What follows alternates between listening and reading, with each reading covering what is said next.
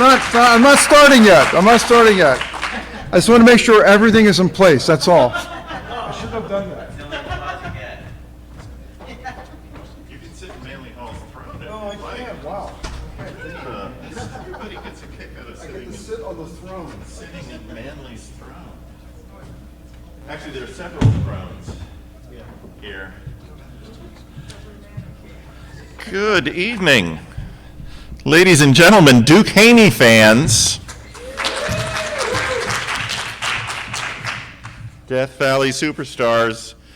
The man, the myth, the legend himself is sitting over there in Manly P. Hall's throne. My name is Dennis Bartok. I'm the executive director for the Philosophical Research Society. I would like to welcome you here to this special presentation, Death Valley Superstars, Two Fatal Adventures in Filmland, by author Duke Haney, who I'm going to introduce in just a moment. I have to ask, is there anyone here tonight who has never been to PRS before? Wow, that's fantastic. Welcome to the Philosophical Research Society.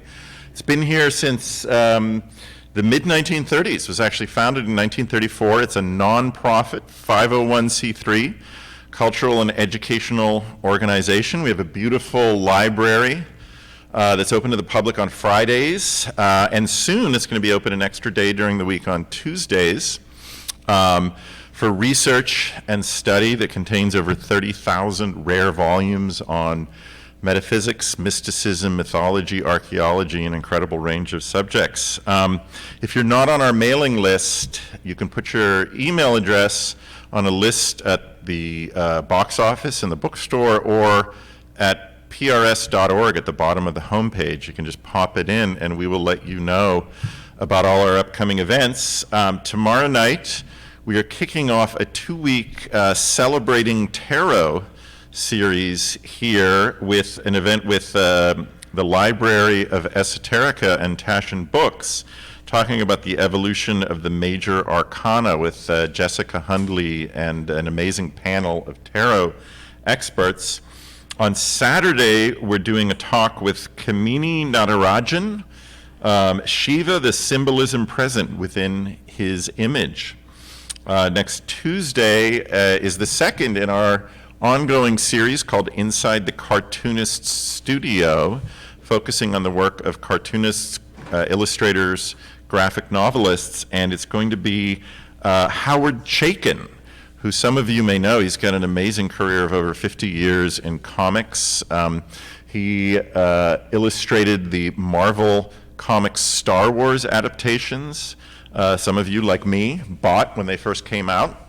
He actually did the very first poster illustration for Star Wars ever at the 1976 San Diego Comic-Con, and then he worked on The World of Krypton, Wolverine, Hulk, Marvel Team-Up Spider-Man, as well as creating his own books like American Flag. Then Wednesday the 8th, we're doing our first presentation with the Book Club of California, and it's on collecting the ephemera, brochures, books, and memorabilia related to the Donner Party tragedy. Historian and collector Jim here, who has been collecting Donner Party ephemera for over 50 years, is going to give a lecture here. That's actually a free event. You just need to register with the Book Club of California. If you go on our website, there's a link. You can RSVP for free. And then Thursday the 9th, we're doing a really unusual event. I'm actually very excited. It's called Angel Face. It is a live music and live perfume event.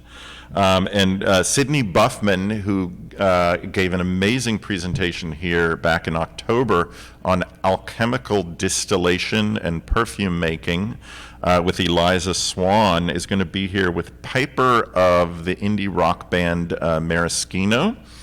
Maraschino is going to perform live, and then Piper is going to be disseminating a beautiful, Sydney is going to be disseminating a beautiful new perfume that she's created. So I hope you can come to some of these wonderful, eclectic events that we have here at PRS. Now it's my pleasure to introduce to you Our presenter for this evening, Duke Haney, is the author of a novel, Banned for Life, about punk rock and set primarily in New York City and LA during the 1980s and 1990s, and 2 collections of essays, Subversia and Death Valley Superstars. He was formerly an actor and screenwriter with many credits as both, and lives in LA while he's researching a nonfiction book and working on a novel tentatively titled The X-Rated Book of the Dead. Death Valley Superstars, Occasionally Fatal Adventures in Filmland was published in 2018, and we have copies of this in our bookstore, and Duke will be available if you don't have one. It's an amazing collection of essays. Strongly suggest that you pick one up afterwards and ask Duke if he will sign it for you, which I'm sure he will. Will you please join me in welcoming author Duke Haney?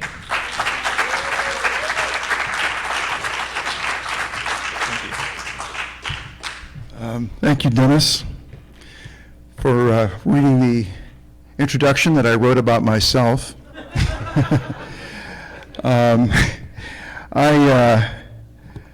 I was going to apologize to everybody in advance of the speech because I speak in the teenage dialect of and you know and like a lot, but since so many of my friends are here tonight, I know that they all know the way I speak, so I don't have to begin with that disclaimer, although I just did, I guess. I've lived in Echo Park for over 30 years, and I used to go to this video store.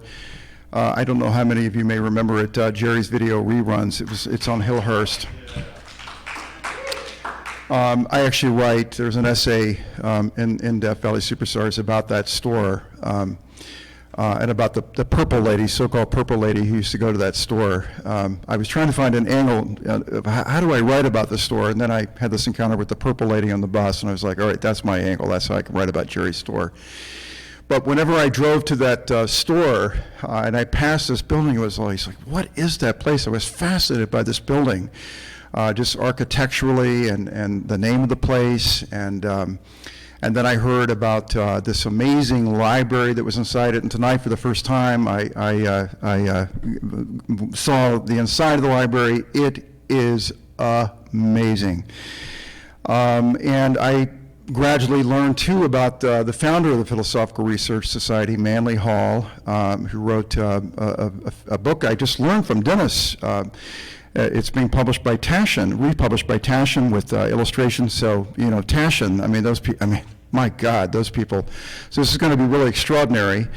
There are pictures of Manly Hall out in the, you can see them in the lobby. I think maybe some with Bela Lugosi, weren't they pals? And he used to lecture here, as I understand it, every Sunday. Is that correct? And he would lecture, I think, in this chair, right? So my God, look, I sat in the chair where Manly Hall sat tonight. So that's one for a future memoir, I'm sure. You know, he was able to speak extemporaneously without notes. I have relied upon notes because I tend to, as all of you know, most of you know, I mean, I'll wander like crazy conversationally. The title of the book, I talk about this in the book itself, but it comes from a half-hour documentary about Mark Frechette. This is, as you can see, a kind of advertisement, kind of like a little mini poster for the documentary. The documentary is supposed to be 27 minutes long exactly, and Mark Frechette died at the age of 27. But when in my exchanges with Michael Yarashevsky, the director, I was never able to ask him if the 27-minute length of the film was in any way symbolic of the 27 years of Mark Frechette's life. Obviously I derived the title from the documentary. I always thought it had the greatest title. And I wrote to Michael and asked if he minded if I, amend it as a title for my book. Even though I knew a lot of people would ask me, is the book about Death Valley? I always say that Hollywood is the true Death Valley because it's the place where dreams go to die, and sometimes the dreamers. I was such a dreamer, but somehow I'm still among you. I added a subtitle, occasionally Fatal Adventures in Filmland, hoping that that would discourage the question, is it about Death Valley? But of course it was asked anyway. But we'll be coming back to Mark. First we're going to talk about the other subject of the evening, Sean Flynn. I'm trying to think if there's anything I wanted to add about Mark right now. It's going to come to me in a second, I'm sure. Whatever it was I wanted to say. This is Sean Flynn. This picture was taken, I think in 1961. I think it may be from the same photo session that produced the photo of Sean that's in my book. This was when Sean was living briefly in LA, pursuing an acting and show business career. I do remember now that there was one thing I wanted to add, by way of introducing what I'm going to do tonight, which is basically I want to take you on a visual travelogue, as it were, a visual tour of the lives of these two people. So that's the aim. About Sean, anyone who's read the book, and I think most of you have, so I'm just kind of repeating what you've already read here, but I came to write about Sean because this is maybe 11 years ago. I was researching another actor, somebody I ended up writing about for Death Valley superstar Steve Cochran. But at the time, I had in mind something else having to do with Steve Cochran, and so I was going down to the LA courthouse to try to excavate legal documents about him, because he was arrested a lot and he was sued a lot, so I figured that there would be a trail of legal documents, hopefully archived at the LA courthouse, and there was such an archive on microfilm, and there was one file that was missing, one roll of microfilm that was missing, and I kept going back to the courthouse to see if they had found this missing microfilm, because I couldn't reach these people on the phone. Of course, they're bureaucrats; they never answer the phone, city bureaucrats. The archive is in the cellar of the courthouse. It's quite a labyrinth down there, and one day I went down, and of course, as usual, they had not found this missing file, this missing roll of microfilm, and so I was about to leave, and this older man, a man maybe 10 years older than me, stopped me in the corridor and said, I'm lost. How do you get out of here? And I said, well, I know. Come with me. I'm on my way to the elevator right now. So we walked, and as we walked, we talked, and he was there was something a little bit off about him, not in any kind of a threatening way. But for example, everything he said twice, like, what is it, Jimmy two times, that character in Goodfellas, I'm going to get the papers, get the papers. So another thing about this man was that he seemed to have this kind of obsession with height, because out of the blue, apropos of nothing, he said of himself, I'm 6 feet tall, 6 feet tall. And I said, oh, and he said of me, you're 6'1", 6'1". And I said, well, actually, that's a pretty good guess, because people usually think I'm taller than 6'1". Because, no, you're 6'1". I used to have a friend who was taller than you. He disappeared in Vietnam. And the words had barely left his mouth, and I blurted out, Sean Flynn. It was pretty uncanny. It felt pretty uncanny at the moment. I knew a little bit about Sean Flynn, because a friend of mine years earlier had proposed that we collaborate on a screenplay about Sean Flynn. I hadn't remembered much of what I had read about him. So obviously this man, felt it was uncanny too. I remember him looking at me with these sort of bugged out eyes, and he said, how did you know that?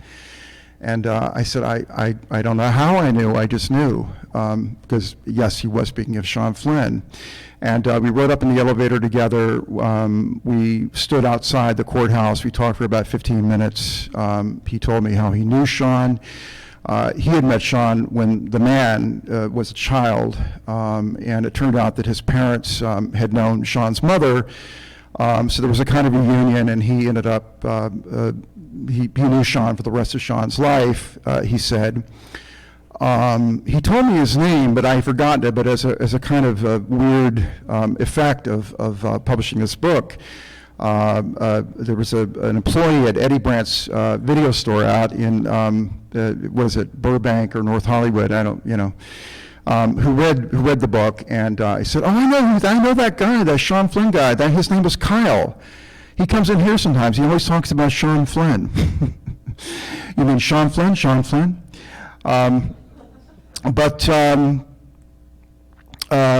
I was like, yeah, his name was Kyle, so anyway, there was a bit of serendipity that led me to write about Sean, and there was a bit of serendipity about this evening because, maybe 2 weeks ago, 3 weeks ago, Dennis was making announcements prior to an event here, as you did tonight, and a lovely lady named Zia Shields contacted him to say that she had known Sean.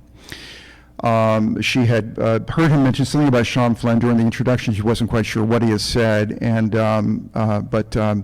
anyway, Dennis put me in touch with her, and she dug up some photos of Sean that she took in 1967. So I'm going to, come to those eventually, and I'm going to see if I can get Zia to come up here and reminisce for a minute about Sean. She told me that, she preferred to just stand in the audience possibly or whatever, but hopefully I can coax her up here. So now, I'm assuming that everybody here knows who Errol Flynn is. I wouldn't ask that question. I mean, I'm in LA, so I just assume everybody here knows, but like if I were home in Virginia, I would assume that nobody knows. But in case anybody here needs a reminder of what Errol Flynn looked like, here's a reminder. It looks like he's standing in front of a flag of Ukraine. And Errol, was Tasmanian. I think everybody here probably knows too that he was kind of a ne'er-do-well, an adventurer. He did his first movie in Australia at a period when he was hoping to strike it rich in New Guinea through various means, gold prospecting for one, diamond smuggling for another. And eventually I think it dawned on him that his face was his fortune, his looks were his fortune, and he went to England to attempt an acting career, and almost immediately somebody from Warner Brothers saw him over there and signed him to a contract with Warner Brothers. So Errol embarked for America aboard a boat, an ocean liner with the name of Paris, and aboard that boat he met a woman from Paris originally, Sean's mother. Lily Demita was her stage name. This photo, I had never seen this until fairly recently. I mean, this photo, it just knocked me out because it typifies the old Hollywood idea of, female glamour, just as that photo of Errol, I think, fairly typifies the old Hollywood idea of male glamour. Lily, I've forgotten what her real last name was, but Demita means little lady in Spanish, and again, she took that as her stage name. She had been a cabaret performer. Her mother was an actress. Lily was discovered, I think maybe as a dancer with the Folies Bergère or something like that. Started doing movies in Europe, just as happened later with Errol. She was 8 years older than Errol. Somebody spotted her and said, basically you should be in pictures, or, whatever they said in those days, in whatever language this was said in. So she did movies in Europe, and then somebody from America spotted her, and she came over to America, and around 1928, 29, she made about 15 movies in Hollywood. So she was kind of a minor Hollywood star. She knew everybody, and she struggled a bit because of her thick accent. And she fell madly in love with Errol aboard this boat. There was a shipboard romance. She pursued him I'm looking for this quote from her. She pursued him really pretty fervently for about a year after they arrived in Hollywood, insisting that he marry her, and she was given to melodramatic scenes. I don't know, threatening to kill herself if he didn't marry her and that kind of thing. And she was very tempestuous. He called her Tiger Lil. That was his nickname for her. This is them after they in fact married. This is aboard Errol's sailboat, Sirico, I think it was called. And she said of Errol, this should tell you, I think it's pretty revealing. This is an exact quote. "Being married to Flynn is exactly like living on top of a volcano. I like that. A volcano which does erupt constantly, daily. We were always just arriving or just leaving, Flynn and I. As the term is generally understood, Flynn is not a good husband at all, but he's an exciting person to live with. And that makes him, for me, a very good husband because I like to live dangerously, unpeacefully." So, so she got her wish. He gave her wish. She had, I believe, an affair with the Hungarian-born director Michael Curtiz. I know they had worked together before, and he was looking to cast the lead role in a film shortly after Errol arrived in Hollywood. This was the role. And Lily was influential in helping Errol to land this role, and the film was a huge hit. An international hit. I mean, Errol was just, boom, he was, one of the biggest movie stars in the world, almost immediately. He was the heir, I think, of Douglas Fairbanks, who was the previous, great swashbuckler of the screen. But Douglas Fairbanks had retired only about a year or so before Errol arrived in Hollywood. So, in a sense, Errol inherited the throne of Douglas Fairbanks as the screen's new great swashbuckler. And of course, Errol never had any problem attracting women, but of course his his fame made him that much more attractive, and so let's just say there were a lot of women. Lily didn't like that. As she indicated, as you may have detected in that quote, they separated a lot, left each other often, but finally, around the time that they had pretty much permanently separated, she tricked him into getting her pregnant. That's what I've read. I don't quite know what the trick was. I guess she conveniently forgot her birth control device. I'm not quite sure, but in any case, she did become pregnant with her only child, Sean. And she and Errol divorced soon afterward. And this is a picture of Lily with Sean. This is Sean was born in 1941, and Lily has inscribed this photo. March 1942, so this would have been after the war. I think, I know that Lily's attire, I know that she listed on some form at that time that she was working as quote-unquote a nurse's aide. She had left acting around the time that she married Errol. And she didn't want Sean to be around Errol. She considered him correctly not a very good influence. So they moved to Palm Beach, now the home of a certain former president. This is the house where they lived in Palm Beach.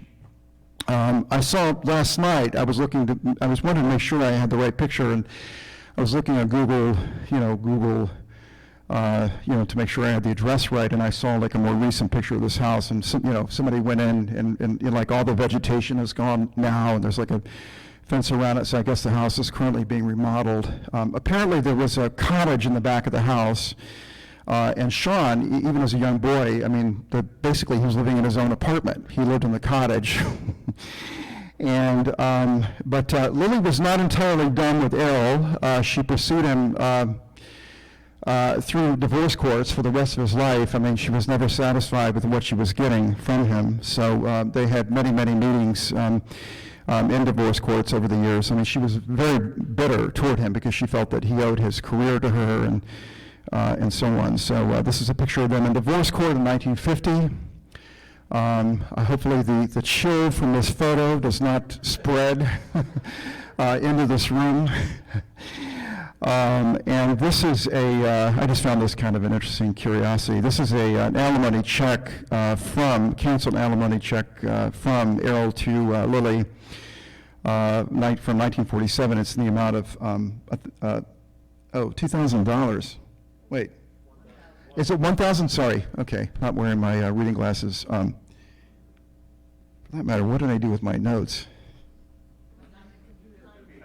Oh, thank you. Welcome to my life. So that would be worth today, I looked it up, I think it's $13,000. So I think she was getting about $13,000, $15,000 a month, something like that. But, she was never happy with that. And Sean did see Errol.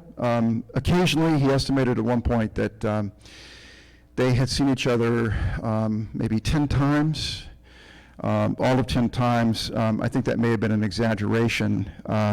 He saw a little bit more of him as he entered his teens. This picture was taken in 1956 in England, where Errol was working on an anthology television show called Errol Flynn Theater.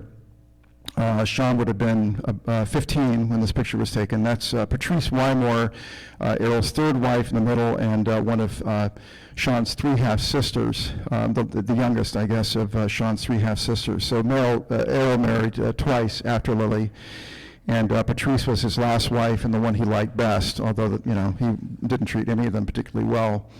And I happen to have here, during this time that Sean was visiting Errol, Sean had an acting part on Errol Flynn Theater in an episode entitled A Strange Auction, which is about an Irish hobo who auctions himself off to a woman who lives on a farm as a farm laborer. And so Sean had a part in this show, and I thought I'd show a couple of minutes of Sean and Errol acting together when Sean was 15. And so maybe you can detect a little bit about the relationship from this clip. Which, here we go.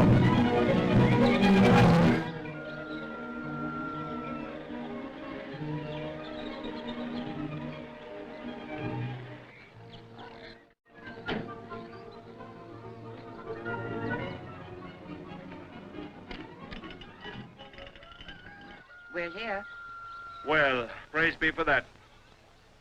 Now be quiet. What's the deal, lady? You sold yourself to me to work about this place for 3 months. Oh, no, wait a minute. Nothing was said about work. And nothing was said about food. That's a little problem you may work out for yourself, McCary. I see your point. You can call me Trace if it pleases you. I prefer McGarry. If you want anything, just knock at the kitchen door. That's the kitchen door. Oh.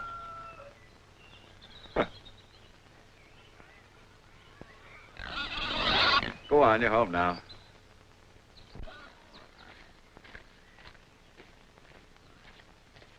Who are you? Huh? Oh. Trace McGarry's the name. Get off my place. Go on, get out. Sean. You keep out of this. I said, get off my place. Your place? You heard me. Beat it. This place is mine, and I'm used to giving orders around here. Oh, now isn't that the troublesome thing? I'm not used to taking orders.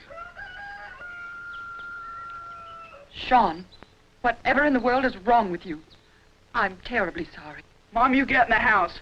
I'll take care of this guy. Sean! Put me down! I said put me down! Now hold still, me cockerel. Is that the way to talk to a lady? Especially your poor old mother. Now listen to me, my boy. You see me hand? It's big and it's heavy, so I'll not hit you with it. It might hurt you. Now, come on. You're man enough to say you're sorry to your mother. Aren't you? Go on.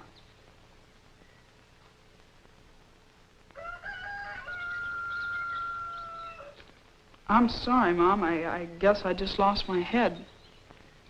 You very nearly did with all that shaking. Come along. Take Mr. McGarry to the barn and show him a place to sleep. This way.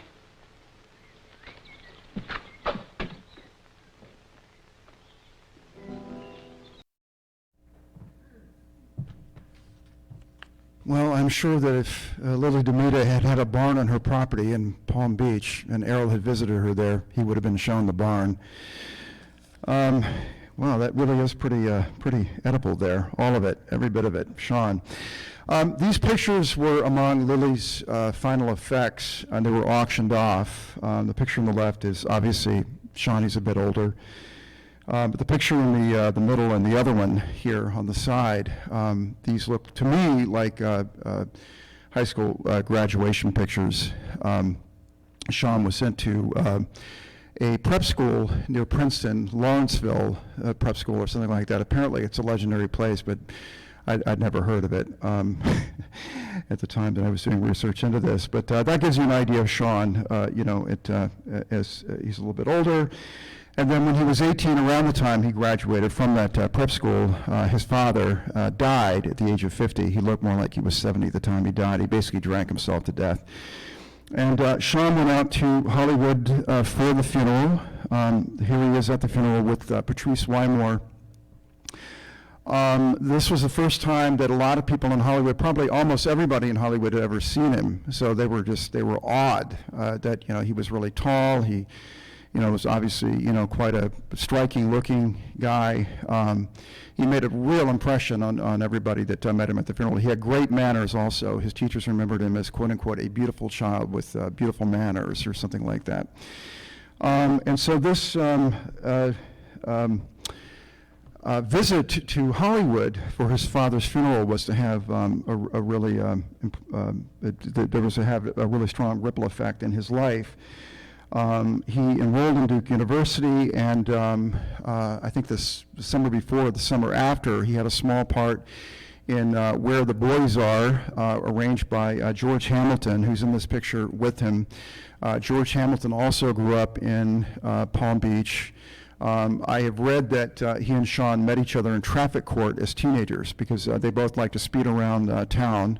They both love sports cars, and they both got traffic tickets. And so while they were both in traffic court to take care of these tickets to appear before a judge, they met and they really hit it off. And George Hamilton may have had something to do with getting Sean in the role, this bit part in this movie. I've looked at the movie and I couldn't spot Sean anywhere in it, but publicity photos like this one were taken on the set. This was a UPI wire photo, and so it went out to papers, newspapers all over the country. And one of those photos, possibly this one, was seen by a producer named Harry Joe Brown, who was one of the producers of Captain Blood. And he had met Sean at Errol's funeral, and on seeing this publicity photo of Sean taken on the set of Where the Boys Are, Harry Joe Brown, if I got the name right, is somewhere in these notes that I can't be bothered to look for it. He had a brainstorm, and this was his brainstorm. The son of Captain Blood, starring the son of Errol Flynn. So he called Sean at Duke University and said, "Here's my idea. What do you think?" And so here I'm going to get this. And so Sean, Lily was apparently a bit of a tightwad. Sean didn't receive much of an allowance, and he like his father, he was an adventurer. He loved sailboats. He loved, as I said, sports cars. He liked guns. He liked travel. He wasn't much of a student. He didn't really have much of an interest in acting, as you may have been able to tell from that clip. But he was an offer that might subsidize this life, this life of adventure that may have been an imitation of Errol's life of adventure. But in any case, Sean was torn about whether or not to to accept this offer, and he discussed it with a classmate at Duke, and there was an exchange that they had, which is related to one of Errol's biographers. Actually, this particular biographer wrote a sort of dual biography of Errol and Sean. And so this classmate related to the biographer of this exchange. The classmate said to Sean, "What if you go out there and do this movie?" Sean said, "I'll probably stay out there and get into that whole movie-making scene. After that, what? I'll probably get very bored with it. After that, I'll go sailing for a while. After that, I'll go to Africa and do some hunting. Then what? Then I'll probably find some way to get myself killed." So the biographer, Jeffrey Myers is his name, said that this was a really prescient forecast of Sean's life. But in any case, that's, this is the period when he moved out to Hollywood and posed for that, that photo that I showed you initially, the beefcake or hunk or heartthrob photo, whatever it is that they were trying to manufacture him as. And during this period, Sean said this is the unhappiest period of his entire life when he was living out in Hollywood. He made this, a 45 RPM. This is very common in those days for, these sort of heartthrob types. They sort of, they made pop records. They were in movies. Sometimes they started in music and they went to movies. Sometimes it was the other way around. But it was very common. There was this kind of back and forth. And I really debated with myself whether to inflict this record on you because it's pretty grim. I went with the B-side because the B-side to me was slightly less grim than the A-side. But the song is called Stay in My Heart, and somebody on YouTube put together this slideshow to accompany it, and it has some pictures, some nice pictures of Sean that were taken of him in the recording studio and otherwise in that period, so I thought that I would show this to you. In my heart, there's a pain, what a pain, turning low, turning slow. I'm alone, I'm so all alone. Please come back, come on back, come on back. Do me a favor, stay in my heart. In my heart, there's a flame, what a flame, burning low, burning slow. I'm alone without a love. Please come back, come on back, come on back. Do me a favor, stay in my heart. No, I wouldn't trade you for nothing in the world,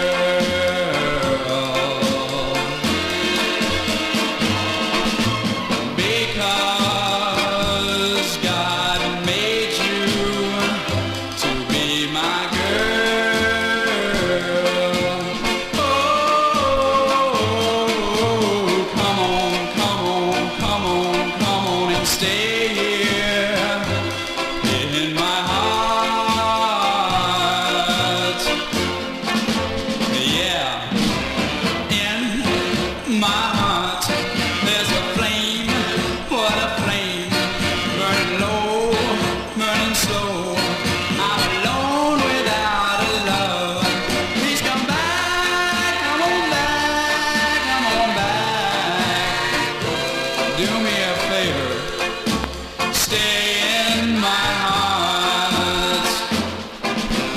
In my heart, there's a flame, what a flame, burning low, burning slow. I'm alone without a love. In my heart, there's a flame, what a flame, burning low, burning slow. Well, I think Sean would have been the first to say he wasn't a great singer, but I have to say it sounded a lot better here than it did to me at home. And you didn't hear the A side. All right, so Sean didn't last long in L.A. He moved to Paris. He lived in this building. It was his late grandmother's apartment. And later we'll take a look inside this apartment. It's pretty interesting to see what was in there. I wanted to lead you through, he worked a lot of movies in this period in Europe, and I'm a big fan of European movie poster art, vintage European poster art.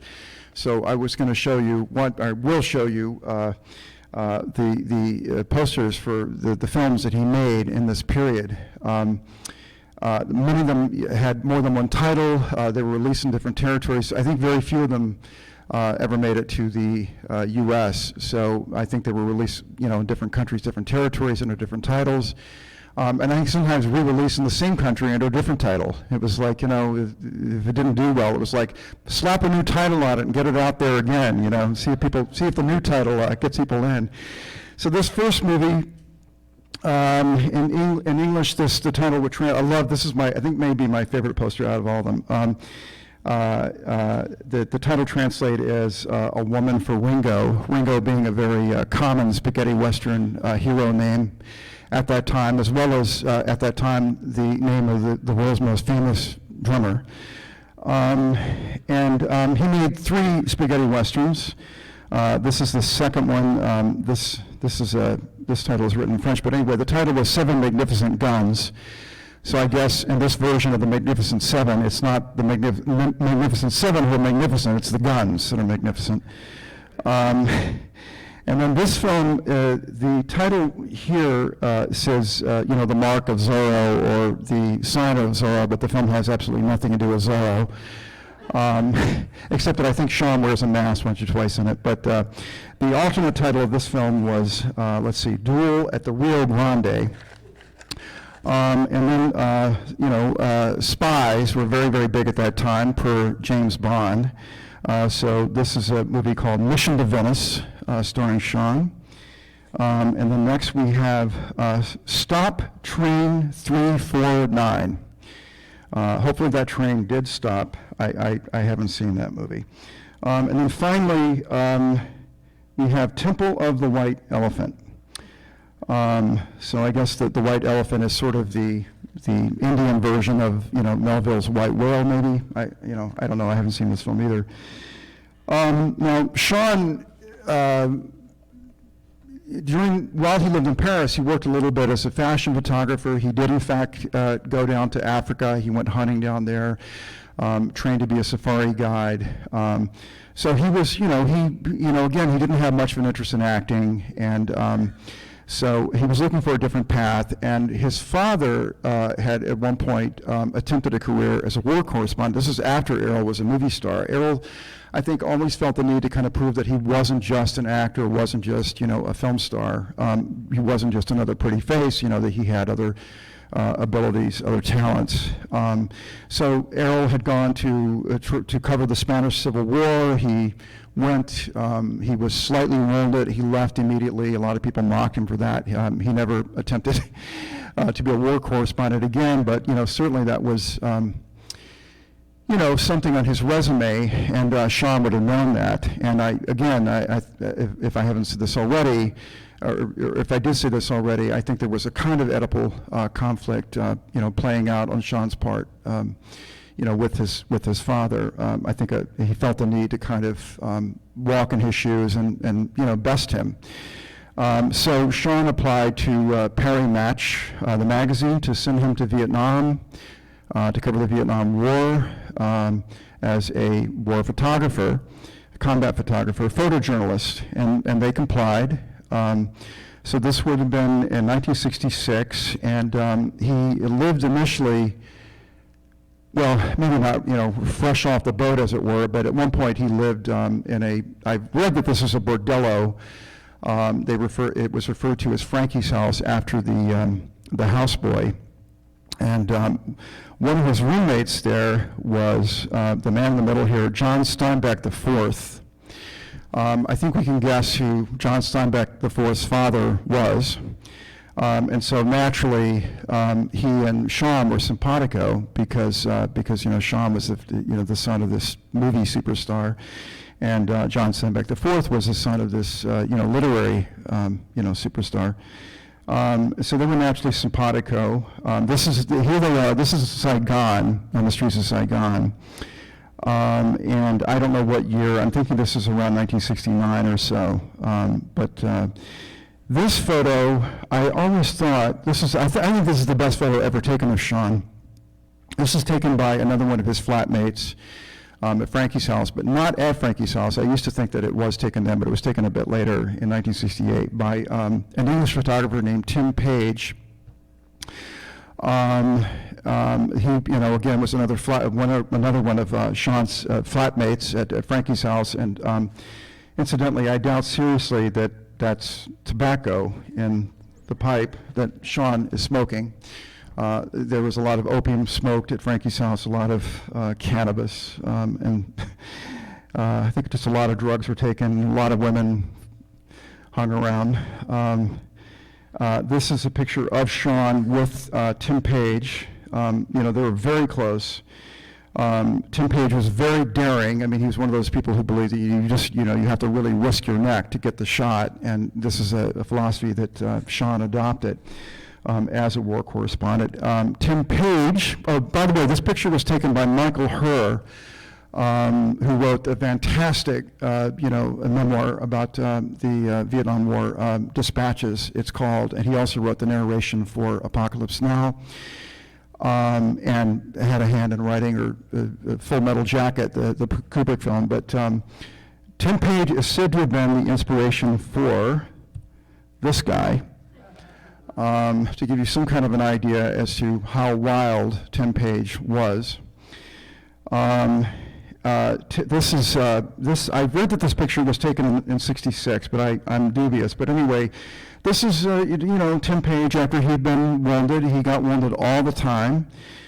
Sean is helping to medevac Tim Page here, but I see that Tim Page's head is thoroughly wrapped with bandages, and he had a really bad head injury in 1968. So possibly this picture was taken then, but. Sean was also wounded, but never as badly as Tim Page during the war. This is a picture, I've read that this may be from moving footage shot by Tim Page, but this is Sean obviously trying to avoid having his own head damaged during battle, and this looks to me, I don't know if Sean was in Vietnam at the time of the Tet Offensive, but this looks like the Tet Offensive to me, because the Tet Offensive, of course, was war. It was urban battle as opposed to the kind of rural battle that typified the Vietnam War. But this gives you an idea of the kind of risk that Sean was taking, per Tim Page to get the shot. I think that Sean here is about to make a leap from a helicopter. I mean, another example of him taking a lot of risks in Vietnam. He led patrols in Vietnam.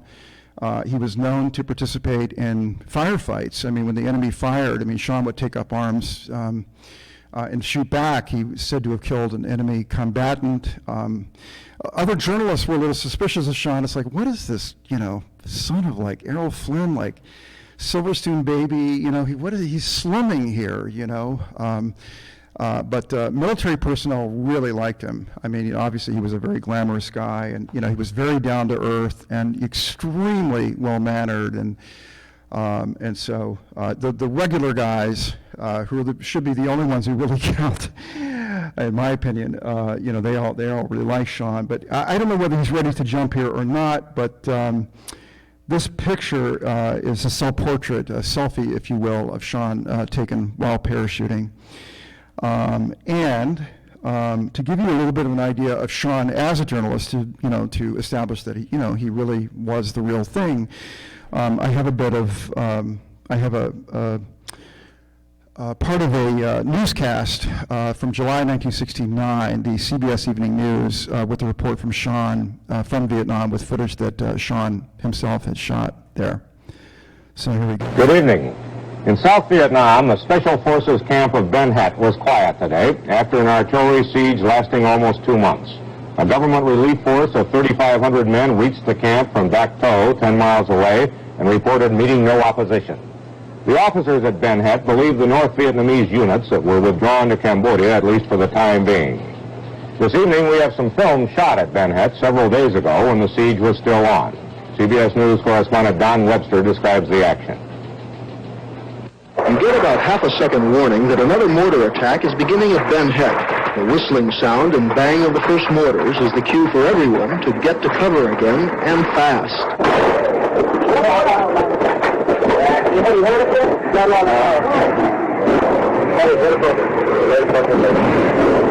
most dangerous single place at Ben Het is called simply the Tower. It's supposed to be used for observing where the shelling is coming from. But if you can see the communists from there, then they can see you, and whoever's in the tower is a favorite target. The U.S. and South Vietnamese aren't giving out precise casualty figures, but there are reports that for some units, casualties are now well in excess of 100%. That is, some men get wounded and evacuated, replacements come in and they get wounded, and so forth. More men wounded than there are in the unit. Cameraman Sean Flynn, who filmed these scenes, later went on patrol outside the camp perimeter. He recorded this description of what it was like. I'm with the 5th Battalion of the Mobile Strike Force, approximately 1 kilometer south of Ben Het Special Forces Camp, which has been under siege now for several months. The Mobile Strike Force, composed of mountain yard mercenaries led by Special Forces Green Berets, has approached within a kilometer and a half south of the camp. The gunships are working all around us. There's been light contact. The reports indicate that the main body of the North Vietnamese, which have been on the outskirts of the camp now, have pulled back towards the west. However, I think it can still be considered a dangerous area. The Green Berets have called for 500-pound bombs airstrike set in part of the camp to root out what is left of enemy resistance. The Special Forces personnel are going to pop some smoke in front of the perimeter to mark our position so that the aircraft will be able to identify our forward line. Here come the jets.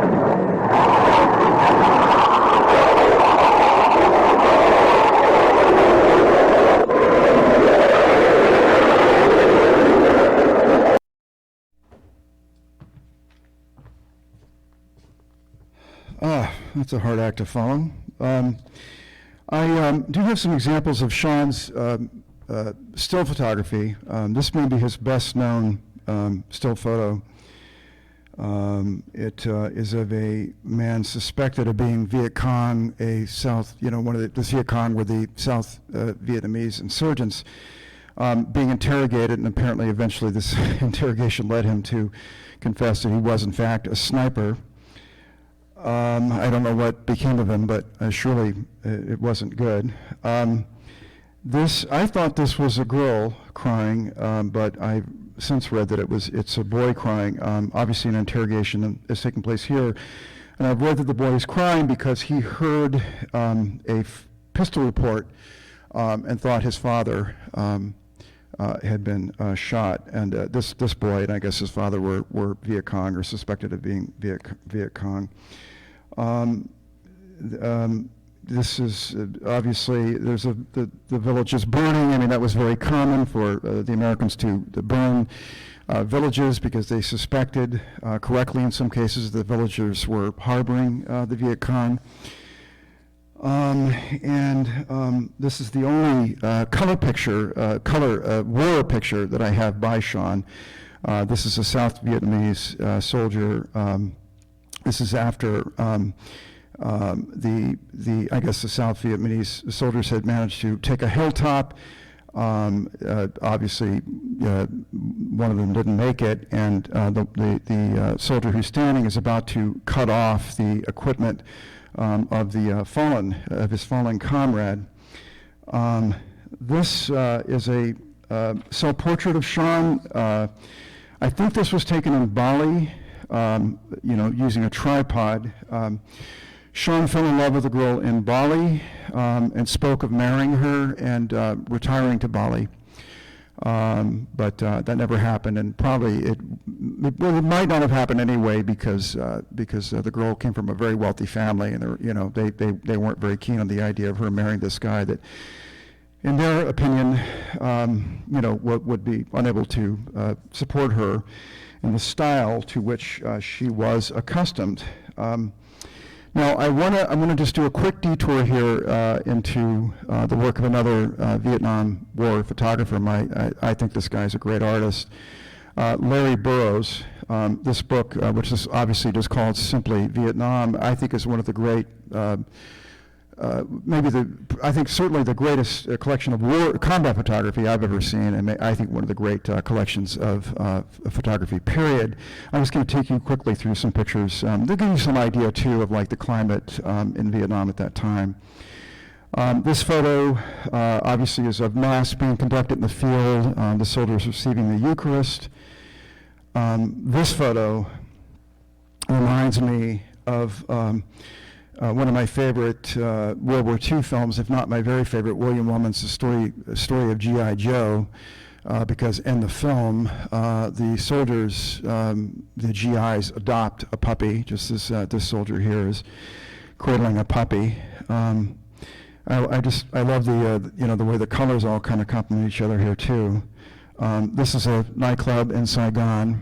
I wish more combat photographers had covered, scenes like this one, which really, helped to tell you something about what life was like in Vietnam in that period. This is an amazing shot. It looks like a UFO to me, or it looks like something out of a sci-fi movie. It's a helicopter, obviously. Wounded soldier in the field. And this is probably the most famous picture taken by Larry Burroughs. It has a title, Reaching Out.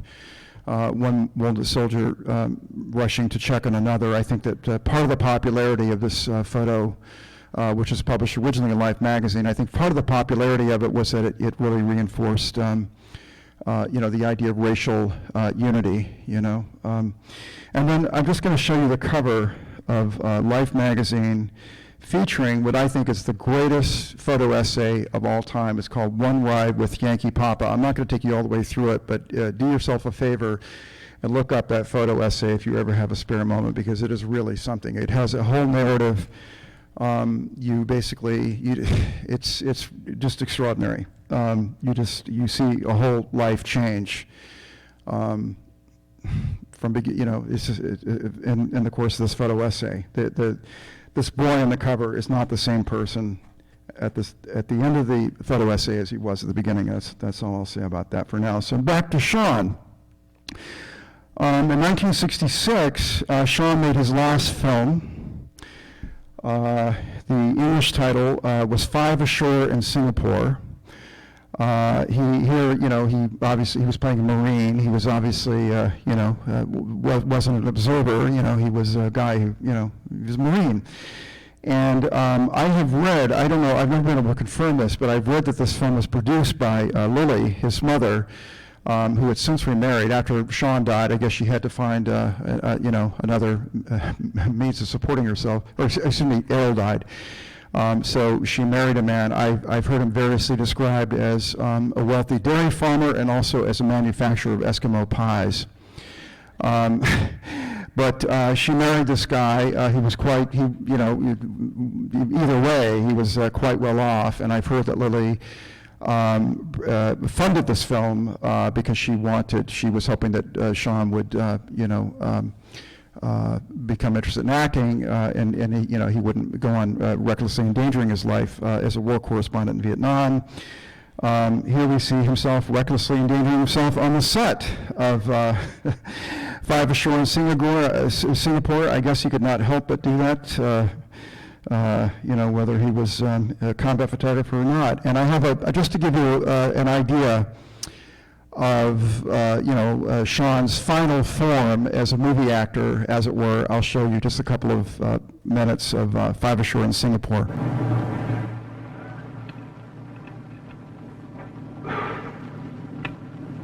After reading your report, I feel like I know Singapore inside out. You're lucky. Sometimes. These three men of yours, do they know what's happening? Only that we need them. They'll do as they're told. Of course, the disappearance of their buddies doesn't reassure them. I've chosen those with the most up here. They're men I know well. Ready for anything. How many people have you got missing up to now? 18. No, 17 in 1 month. 17? Without leaving any trace? Nothing. In the afternoon, they go ashore there on regular liberty. They begin by roaming the streets. After that, the bars, sailor joints and the like. Then, more or less drunk, they end the night in the arms of a girl or something that approximately resembles one. After that, they disappear like that. It's almost like they dissolve in the midst of revelry. And it only happens to Marines? So it seems, anyhow, as far as we know. And the police? The police have looked everywhere. Desertion? Unthinkable. Vengeance? Smuggling? No dice. So you've no ideas? No, Captain Smith. And I clearly stated that in my report. Call me out, and I'll call you Kevin. You're here to head the operation. I'm putting myself and my 3 men at your disposal, and we'll do what we can.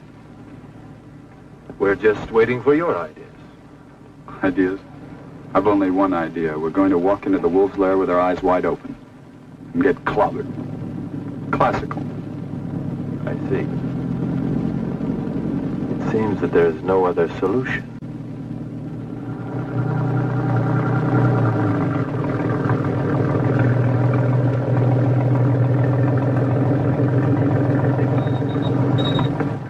Captain, this is Lieutenant McElhenney, angel to the girl. Lieutenant Dan Lewis. And Sergeant Gruber. Our lightweight.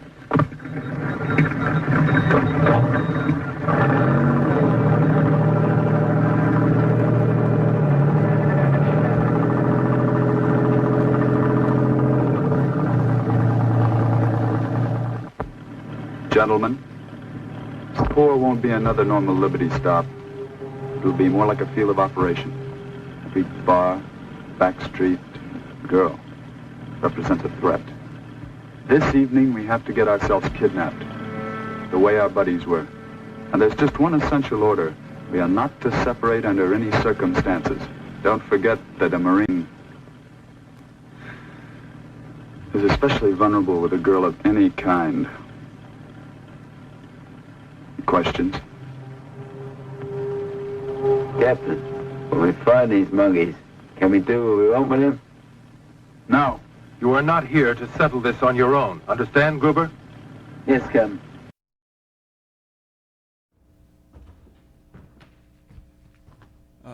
Well, maybe we could have done with a little less of that.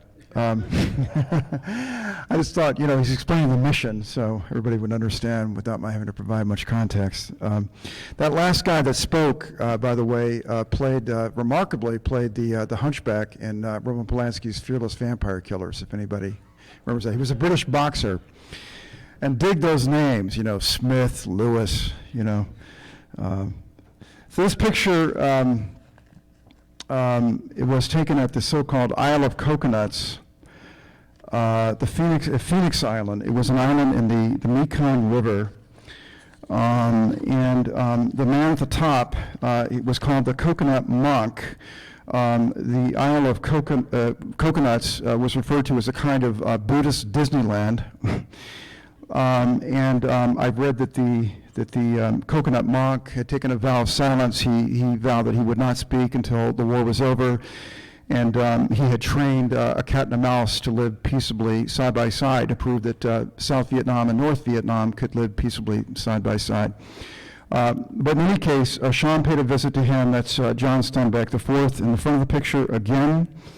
And in the book, I quote from Sean's final letter to Lily, his mother, written at an airport, dashed off at an airport, and mailed from the airport right before Sean flew from Vietnam to Cambodia, Phnom Penh, the capital of Cambodia. He disappeared during that trip. But the letter it has sort of Buddhist imagery in it. He seems to be bracing his mother.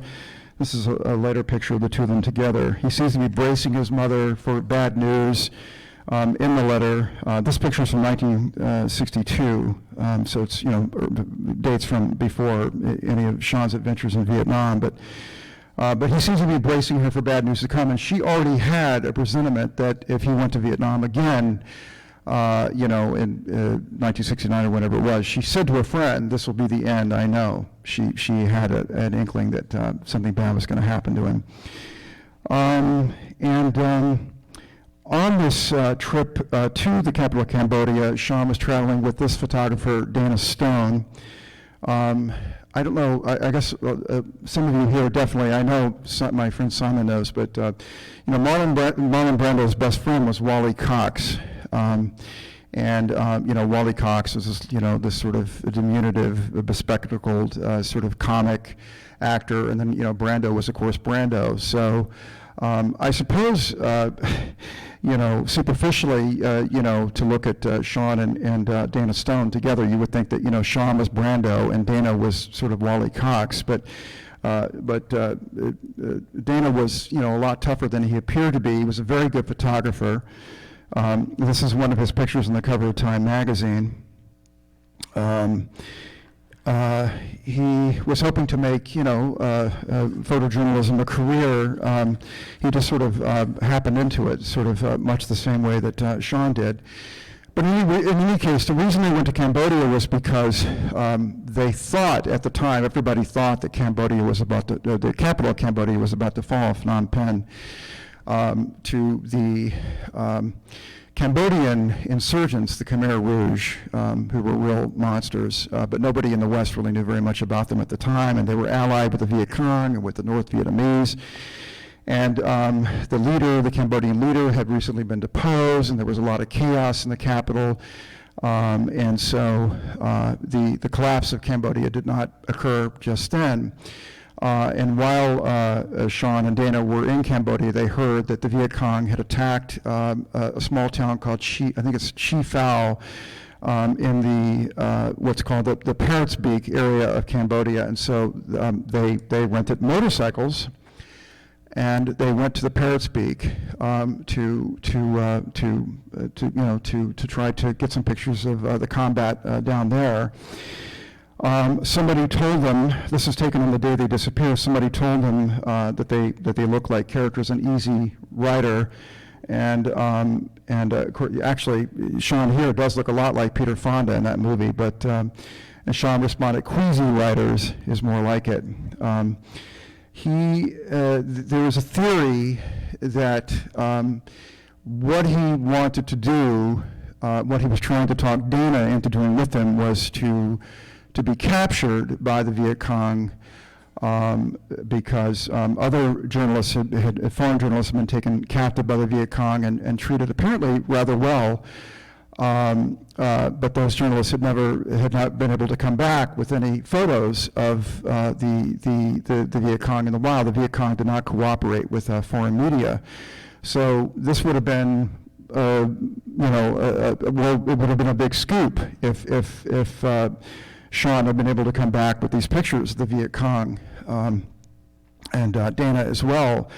They were, according to some reports, seen arguing at a cafeteria in the town of Chi Phao on the morning that they disappeared. There's another report that, in fact, they weren't arguing. One person said that Dana turned and said of Sean, "This guy wants us to get captured." So we'll never know exactly what they were thinking. I know that Sean had spoken of using motorcycles in his work because the idea was that he could get away easily, more easily in a motorcycle than he could in a sedan or something. But anyway, later that day, on, I think it's called National Road 1, they encountered a French news crew who had likewise come to the area to cover the the reported battle, and the French news crew captured the last known images of Sean. For some reason, Dana is absent in this footage. It isn't known why. Sean he warned the French news crew to vamoose. He said, it's very dangerous being here. On this road, in the background, there was a white Thunderbird that had been sort of sacked and was being used as a roadblock. There were journalists inside that Thunderbird who had been taken captive, and so obviously the car had been left in the middle of the road as a warning: do not go past this point, or bad things will happen to you. But evidently, Sean and Dana did go past it, and they were seen by villagers being forced at gunpoint off their motorcycles and into the woods, and they were never seen by Western eyes again. But I do have that footage of Sean. It's very brief, talking to the French news crew that day. Le reporter Sean Flynn, qui nous a rejoint en vélomoteur, nous signalait des mouvements de troupes Viet Cong dans notre dos. Ultime tentative pour se rapprocher davantage de la voiture et avoir de plus amples informations sur le sort des passagers. Mais une quinzaine d'hommes courbés en deux, courant dans les taillis pour prendre position, nous ont obligés à effectuer une retraite précipitée.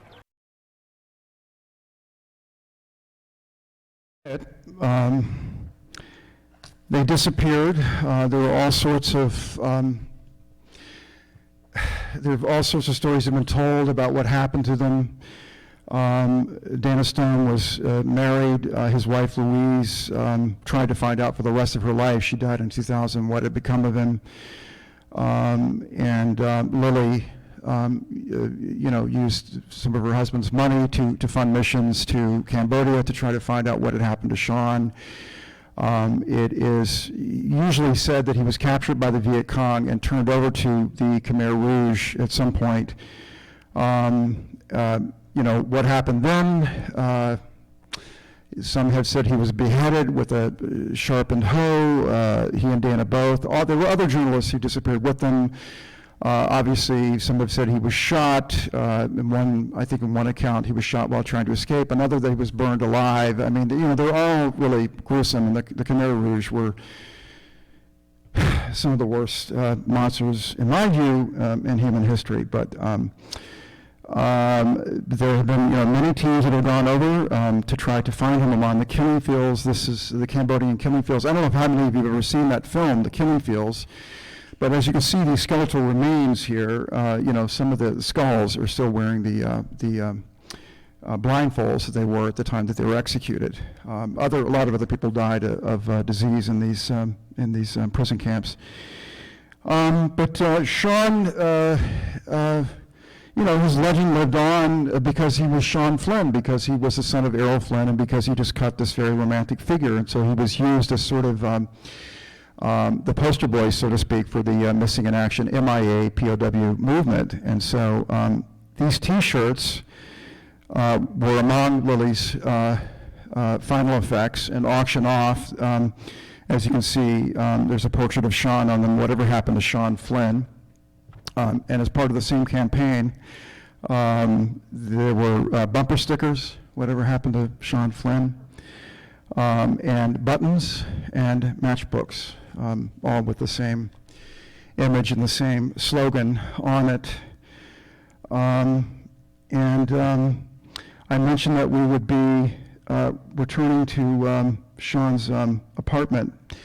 I'll come back to that in a second. I just want to set this up a little bit. After Sean died, his mother basically just left his apartment in Paris exactly as it was the last time he was in it. I mean, everything was exactly as he had touched it last. So it was kind of like a museum.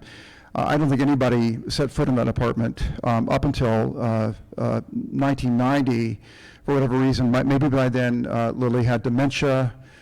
She died in 1994 almost 90 years old, about 90 years old. He had been her only living blood relative, by the way, so this wasn't just losing her only child. I mean, it was like the end of her bloodline in a way. But a photographer went into the apartment and took these pictures, and I thought they had run in a tabloid. I think they did in Australia, but originally they were run in Paris Match, and so I don't know which of the two these are from, but unfortunately the quality is not that great, but they are pretty fascinating pictures. This is the dining room, as you can see. There's a turntable on the table here, and this is the kitchen counter, and somebody identified this book as a photography manual that's been left on the kitchen sink here. These are Sean's, in my opinion, incredibly nifty ties hanging in the closet here. These are letters, fan letters, more than likely to Sean, that have been slipped under the door. This may be above the bed, but in any case, obviously you see the tiger hide and the Chinese lanterns. But the tiger, I think, unfortunately, because I love tigers, Sean may have slain the particular tiger that made for a wall mounting in this photo. And certainly he would have killed these antelope in Africa.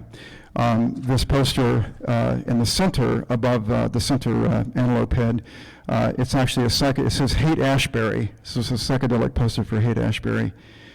And obviously we're seeing all sorts of photographs around. I don't know how many of those were photographs that Sean had taken and how much, were just pictures he clipped from a magazine or other photographers had given him. I mean, this is so cool. I mean, Jimi Hendrix, Che Guevara, and then the skull in the middle. Sure, it's a real skull, and it's been decorated in some, poker chips down here in the bottom. And then I was really intrigued by the whole sort of way that there's a pot with peacock feathers in it, and the peacock feathers sort of blend into the beard of Che Guevara. I don't know, that's got to have been done on purpose somehow, I mean, it's as if the head of Che Guevara is kind of like a blossom growing in a flower, somehow, the way that's all arranged. Now, I said something at the outset, about Zia contacting Dennis, to say that she had known Sean, and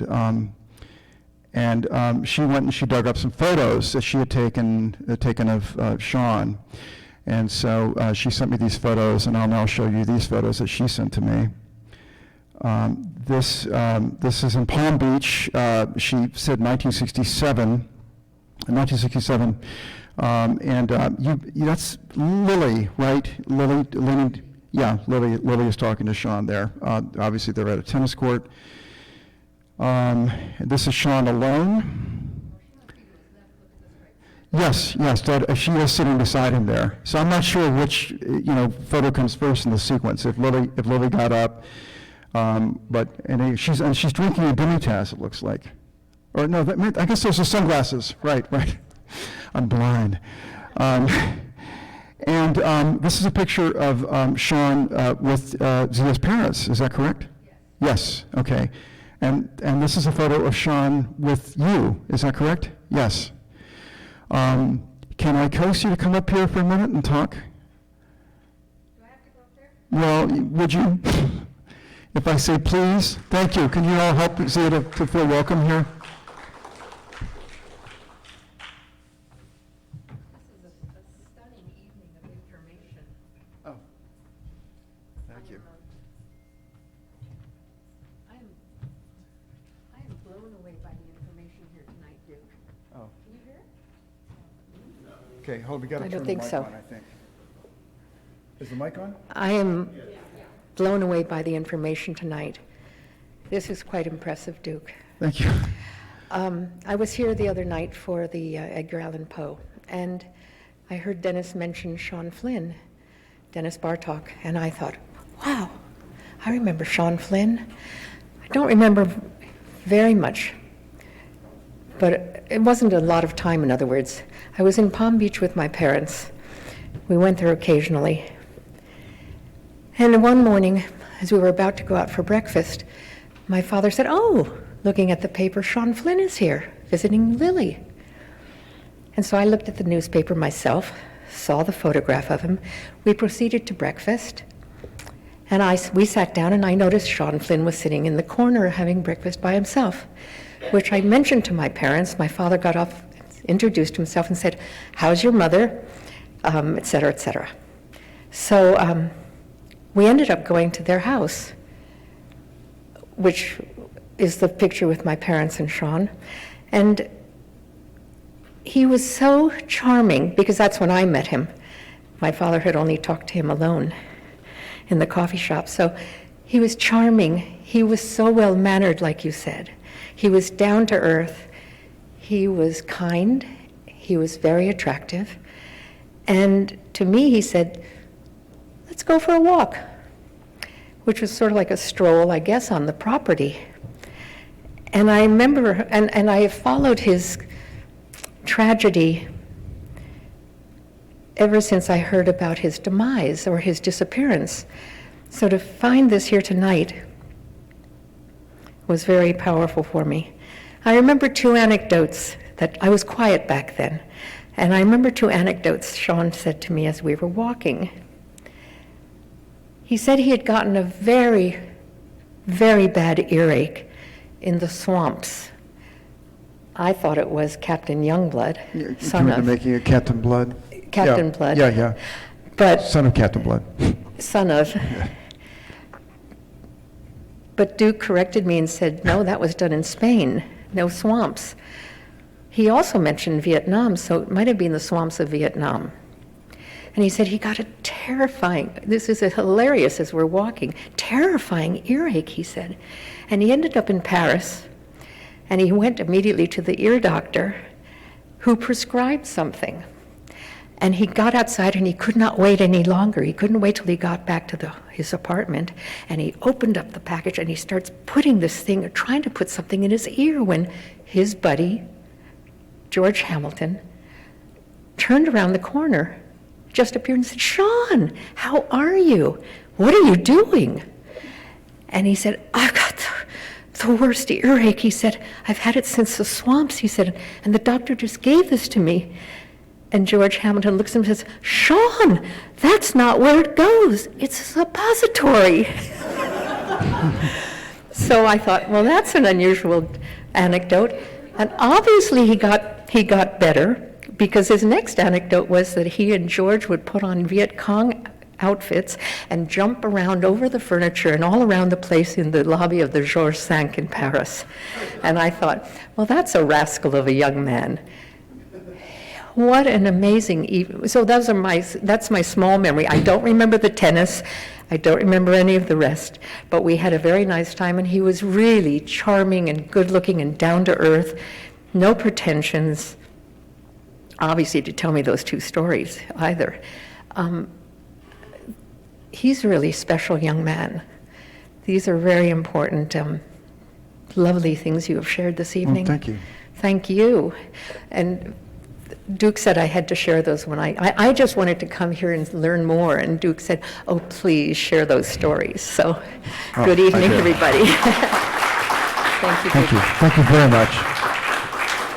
I just felt that it would be, I don't know, it'd make Sean that much more sort of present, as it were, to have somebody up here who actually share the same air with him.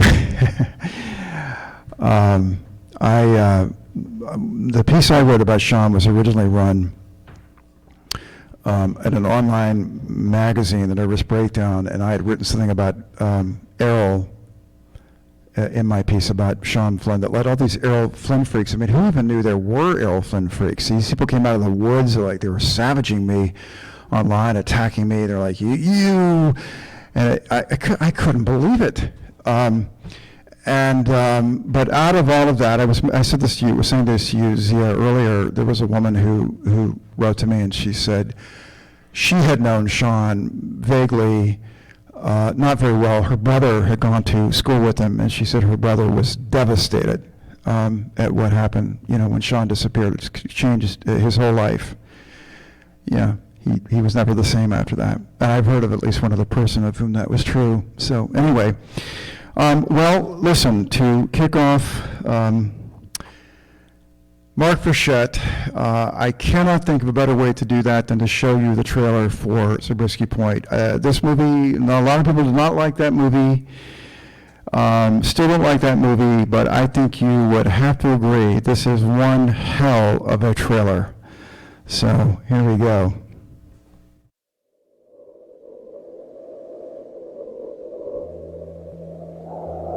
Zabriskie Point, a remote and barren blister of land in the American desert.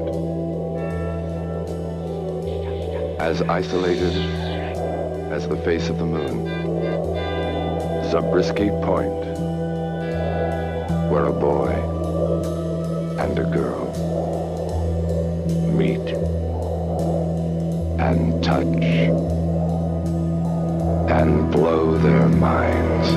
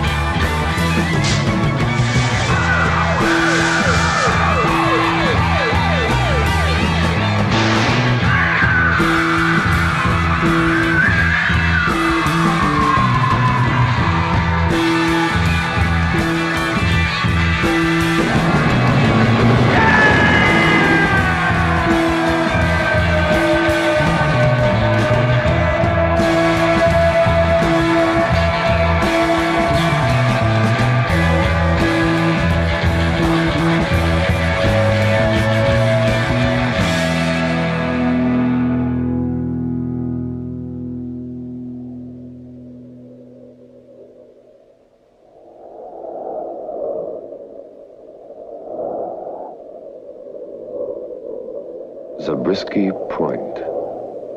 How you get there depends on where you're at. Right on!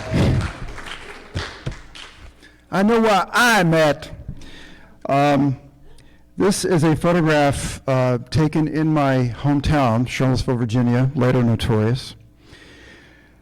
This is this theater. I don't know if you can see this, but Zabriskie Point is playing at the Paramount Theater. My book begins with a description of the Paramount Theater. I probably would never have come to love movies if not for that theater.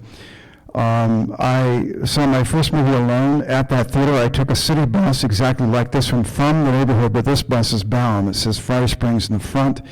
Friday Springs is a neighborhood in Charlottesville, and I was given permission to ride the bus alone downtown. I did not see Zabriskie Point. There are a lot of people on Main Street, many more than was usual, probably because of the Dogwood Festival Parade, an annual event in my hometown. I read a little bit about that. I met Elizabeth Taylor one year. She was the Grand Marshal of the Dogwood Festival Parade one year, and I met her, and I wrote a brief piece about that. But in any case, I just was amazed by this picture. I didn't remember Zabriskie Point, ever playing in my town, but then again, I was a kid. I wouldn't have paid much attention. But I guess, I don't know, maybe a year after it came out, there was a friend of mine, a little kid, a classmate of mine named Michael Wood, and he said to me, Zabriskie Point is a movie where everybody in it gets naked in the desert, which just, I just thought, wow, I want to see that movie. So that movie stuck in my head for that reason, and later when I read about what had happened to Mark Frechette, that stuck in my head, and that's really sort of how I came to write about Mark. It's just the story just kind of haunted me over the years. But to go into Mark's story, he was born in Boston and grew up in Connecticut. When he was 14, he moved to Fairfield, Connecticut. This is a postcard, maybe a postcard, I don't know. Anyway, it's a shot of Fairfield, Connecticut at around the time that Mark would have lived there. And his father managed the cafeteria in the Electrolux factory in Greenwich, Connecticut. This is the factory. And if it's amazing to me that there was ever a factor in Greenwich, Connecticut, because Greenwich, Connecticut is one of the wealthiest towns in the United States per capita. I mean, it's like the Beverly Hills of the East Coast. So, I mean, you would think that any working class person in Greenwich, Connecticut, who could not prove that he or she was the servant of one of those rich stockbrokers there or something, I mean, you would think those people would be shot, like on sight. But evidently there were factories there. There was this factory there, and Electrolux was famous for manufacturing vacuum cleaners. This is an advertisement for an Electrolux vacuum cleaner that would have run around, when Mark was a kid.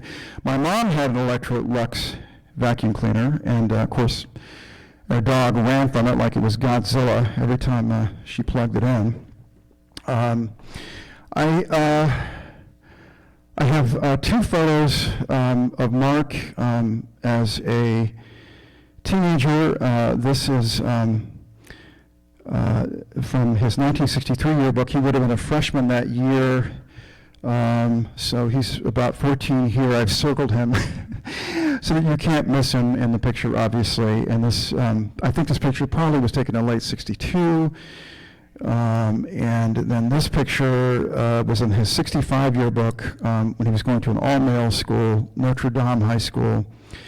And once again, I've circled him here, and he would have been 16 going on 17 between the time these two pictures were taken. And I think between the time these two pictures taken was the time when he underwent a really radical transformation. Apparently he was a really good student. Straight A's, that sort of thing. And then subsequently, his grades plummeted. He ended up not graduating from high school. He burgled houses. He got into trouble with the law. He became, in short, a juvenile delinquent. And the cause of that all happening seems to be this, the man in this picture here, if you can see this title, Sex Abuse in the Name of God. This is a photo of Father Lawrence Brett, who I think was a youth minister at Mark's church, when Mark was in his early teens. And Mark was part of a group organized by Father Lawrence Brett. It was called Brett's Mavericks. It was named for the TV show that was a very popular Maverick with James Garner. And the idea of the group ostensibly was that these boys would meet to discuss theology and liturgical reform within the church. But of course, the true purpose of the group was for Father Brett to groom these boys and to molest them one by one. Sometimes he would tell them, for example, that oral sex was another form of Holy Communion.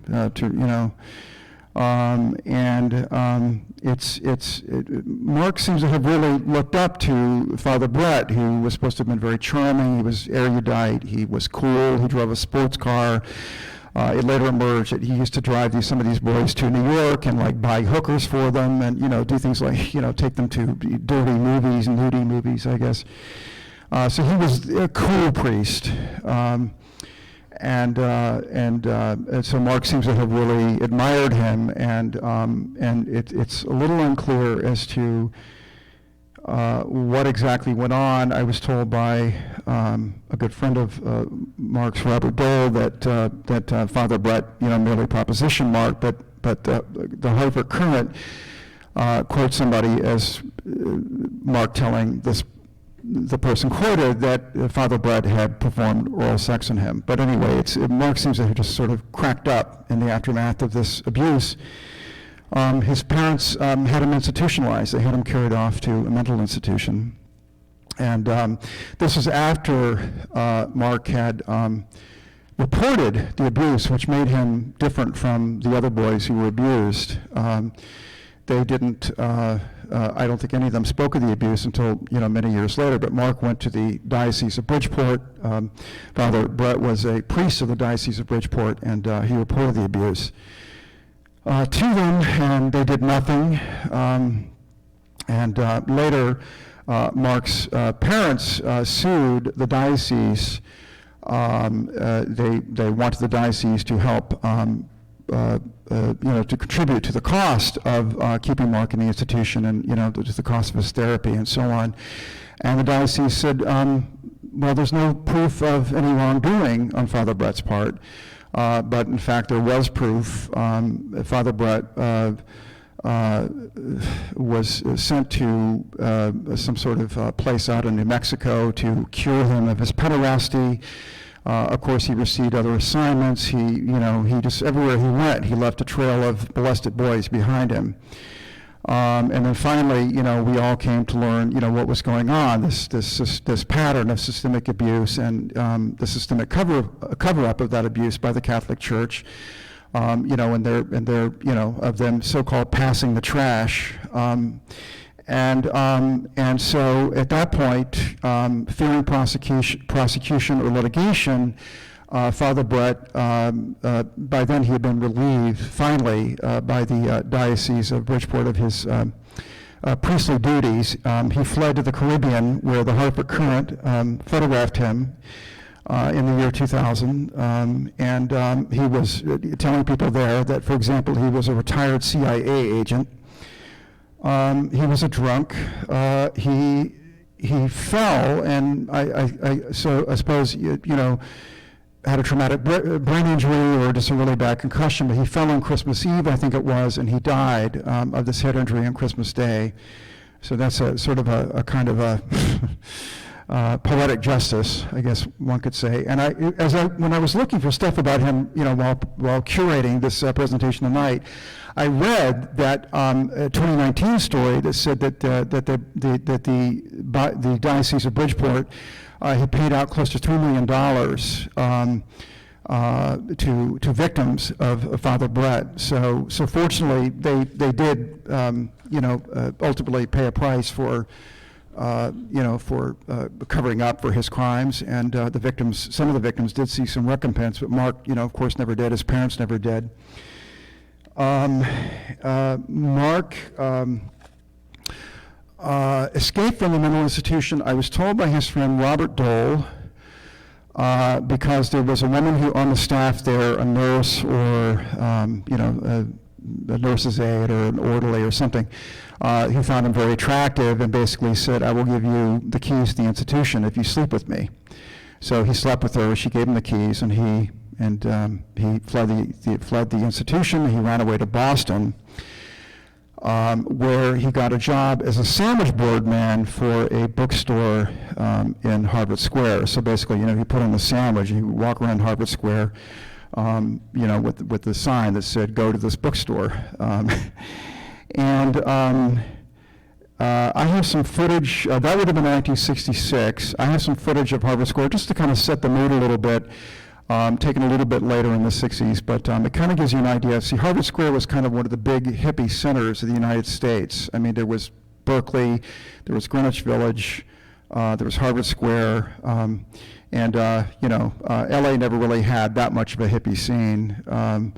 But anyway, this is kind of Harvard Square at the height of its being a hippie center, and this footage is going to end. You'll notice a clock in the frame, hopefully, and that has to do with the next segment of Mark's story.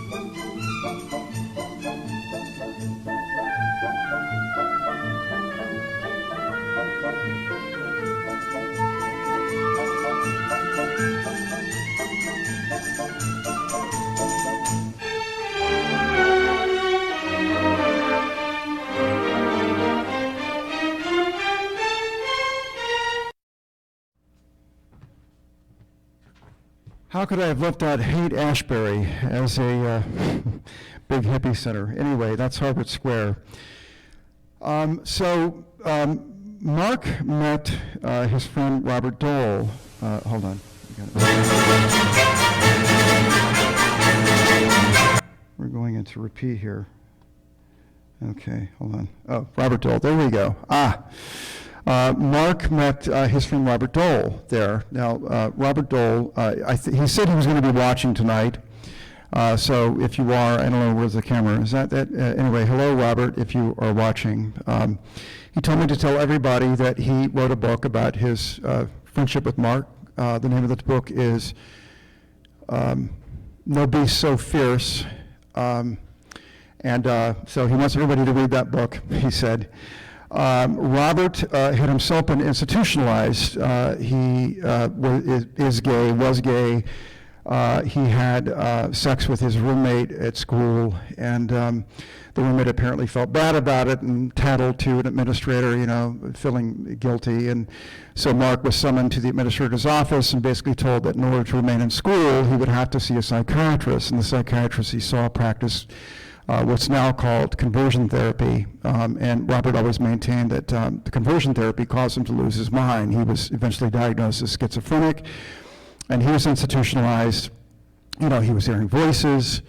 He had a vision while institutionalized. Sorry, Robert, it's been a while since I've looked at all these details. I had to kind of reapprise myself of some of these details, and obviously I didn't reapprise myself of enough of them. But anyway, he had a vision of God promising him Mark's ideal lover, of Robert's ideal lover, who Robert would, recognize at once when he saw him. This ideal lover was a kind of messiah. When Robert got out of the institution, he was a student at Harvard, very an academic whiz kid, very, very well read.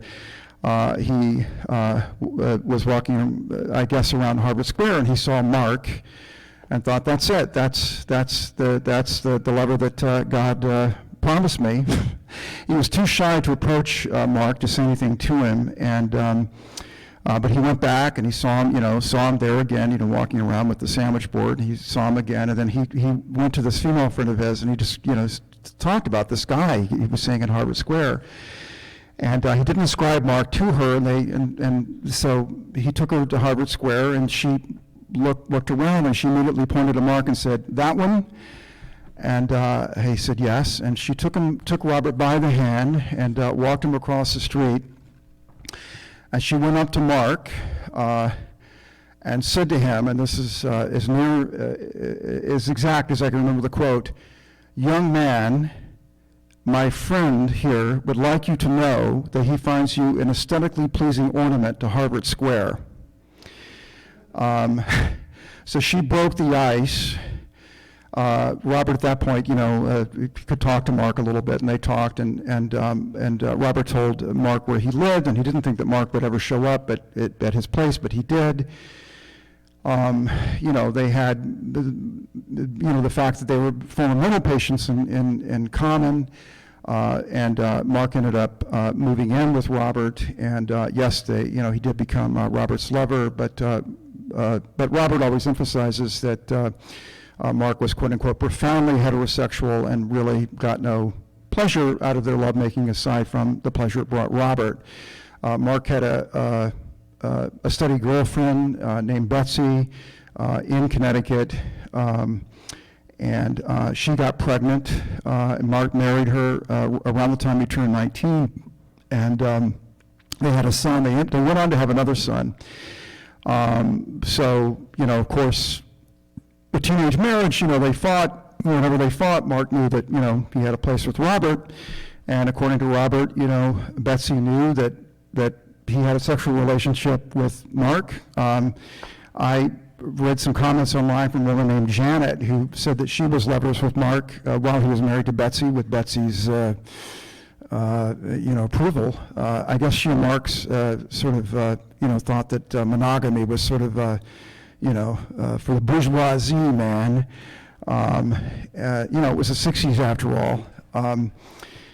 You know, they had the ups and downs. Mark was supporting himself or supporting his, you know, his family, or at least supplementing his income by selling, you know, marijuana. He was busted. I'm sure that, you know, that caused a lot of problems right there. Another problem was that Robert he decided he, you know, didn't want to live in the U.S. So he left the United States permanently after graduating from Harvard. And at that point, I think Mark and his wife were separated, so he had lost this friend of his. He was really kind of a mentor to him. He and his wife weren't together. And so he was a bit lost. And in this period, he was approached on the street by this woman. Her name is Faith Good. She was the daughter of a formerly well-known novelist named Kay Boyle. Now, no novelists, no serious novelists are well-known practically. But Kay Boyle was of the lost generation in Paris. I mean, at that time of, you know, Joyce and Hemingway and you know, Gertrude Stein and Ezra Stone and all those people, so that was Faith Good's mother, and Faith Good was hawking on the street an underground newspaper called Avatar, and this is a picture of you know, Avatar, and on the cover of Avatar is the leader of arguably, I think inarguably, a cult. Led by this man, Mel Lyman. They called themselves the Fort Hill Community. Later they were called the Lyman family, like the Manson family. They were cool with that. They liked Manson, actually. Mel Lyman, this is a photograph of Mel Lyman taken by Deanne Arbus, or as some pronounce her name, Diane Arbus. I think she preferred Deanne. And I think, you know, Deanne Arbus managed to capture the insanity in Mel Lyman's eyes, I would say. Mel Lyman was a self-taught musician. He was a folk musician. He was in the Jim Kweskin Jug Band, and Mel Lyman is best known for playing a 20-minute version of Rock of Ages on harmonica at the Newport Folk Festival immediately after Bob Dylan was effectively booed off stage for playing with an electric guitar. People were, you know, all these folkies were like, "Oh my God, this traitor!" And then, you know, Mel Lyman, you know, stepped into the breach. You know, "Hey, folkies, look, this is not an electric harmonica. Listen to this." You know, he had all sorts, you know, he had all sorts of mystical ideas. One thing I admire about Manly Hall, you know, who founded this place, is that, you know, he had the equipment. I mean, he could have been a cult leader if he wanted to be, probably, you know. You know, he didn't exploit, you know, whatever he knew. Actually, I don't think Mel Lyman knew much, but what he did know, you know, he exploited it. He basically, you know, had all these followers, and he turned them into his servants effectively. This is where the original Fort Hill community was based. Literally, this is Fort Hill in the Roxbury neighborhood of Boston. This tower was built in the Victorian era. This area was a fortress during the Revolutionary War. We see these houses over here, which are probably now worth millions. But at the time that the Lyman family moved into these houses, they were dilapidated, and the family fixed them up. They all had to become carpenters, really, in order to turn these these abandoned, dilapidated houses to make them even halfway livable. And later they would put those carpentry skills to good use. This is a picture of some of the Lyman family members on the cover of another issue of Avatar, which is, of course, published by, the Lyman family, or certainly in close coordination with them. And this, of course, was the era, too, of the underground newspaper. I mean, L.A. had its own underground newspaper, the Los Angeles Free Press, or FREEP as it was called. So this was, one of the, I guess, Boston's, big underground newspaper. I have some interviews of people in the Lyman family done in the late 60s, and a little bit of footage of the Lyman family hawking copies of the Avatar. I think these interviews are really interesting. I would have shown them all because they're so interesting to me, but I just decided to pare it all down to just a couple and keep in this footage of the Lyman family hawking that stupid magazine.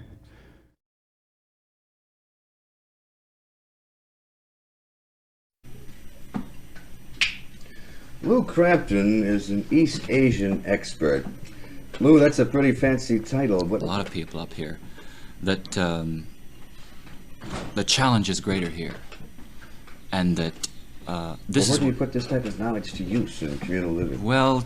Challenge is not so much. I mean, one learns things from Asian religions and Asian forms of organization, but really, I've left a lot of that, except for what I'm doing on the side right now. And I'm trying to put what is my activism and my energy to use here in a kind of a communal environment, in a communal setup.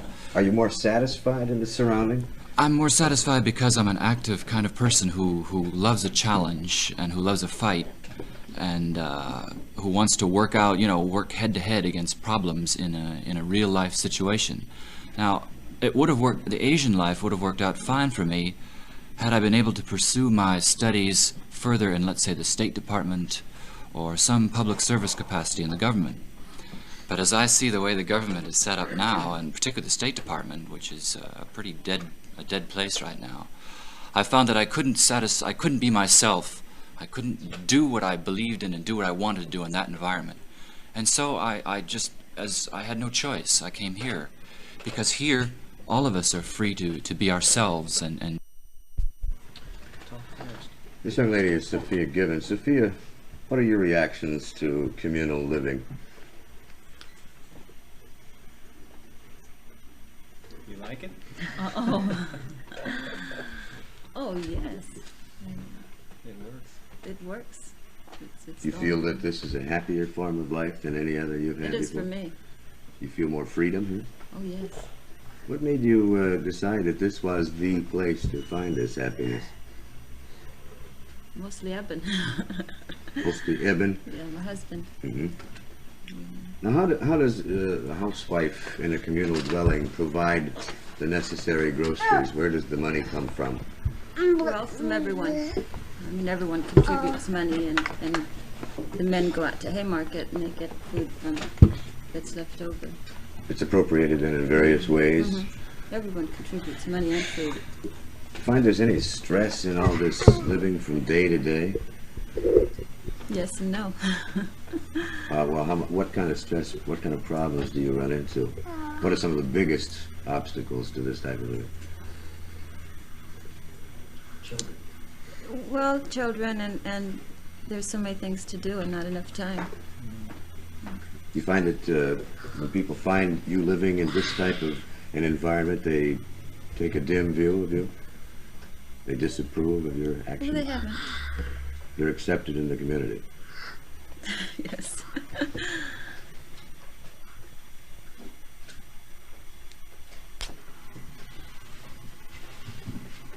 This young lady is Patricia Keating. Patricia, have you ever experimented with drugs at all? Not very much, no. What little that you tried, did you find them acceptable or did you quickly cast them aside? Well, I just haven't experimented that much. I can't really give you a good answer. Do you find life more refreshing in a communal dwelling like this than in the other forms of society? Oh, yes. Why so? Oh, many reasons. People are a lot closer. You have a lot more contact with the other people in the dwellings. And life is easier. What do you hope to achieve? What will be the final end to this? Are you going to start a whole new community and have people like this make cities of their own, or is this going to stay on a relatively small scale? Well, I don't know. We'll have to wait and see what happens. What are you going to do to try to bring this about? How do you recruit these people? Or do you deliberately recruit people? No, we don't. They just come, and if they want to stay, they stay, and if they don't, they don't. If they don't fit in, then they don't stay. Do you have a great percentage of runaways that drop by your community in hopes that they can move in here? Runaways, no. Do you ever try to discourage anybody from joining your group? I don't know. If they're not ready. If they're not ready. No. Would there be any particular requirements to joining a community group like this?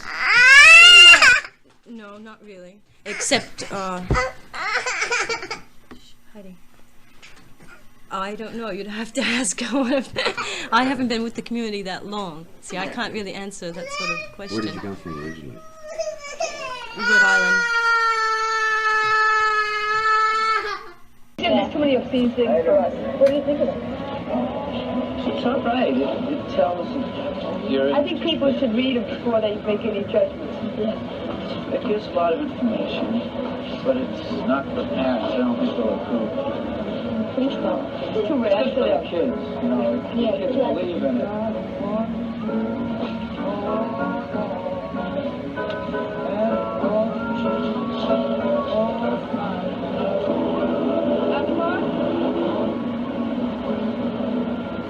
It's a reasonably good publication. I don't like Mel Lyman's guidance. He does a lot of the stuff. And I certainly think it should be sold. Why don't you let Mel on? I just don't, his whole attitude is first business. He's just too mystic, too involved, too self-oriented for me. And he's doing too much of the paper for my interest. But I certainly think it should be sold. Thank you. You got an avatar? Now, I think all boring publications should be censored, and the Avatar is so boring. Well, that's only personal opinion. How do you know? Mel Lyman thinks he's God, but he couldn't. People who don't think it's Mel Lyman couldn't be God because he doesn't write well enough. It's as simple as that.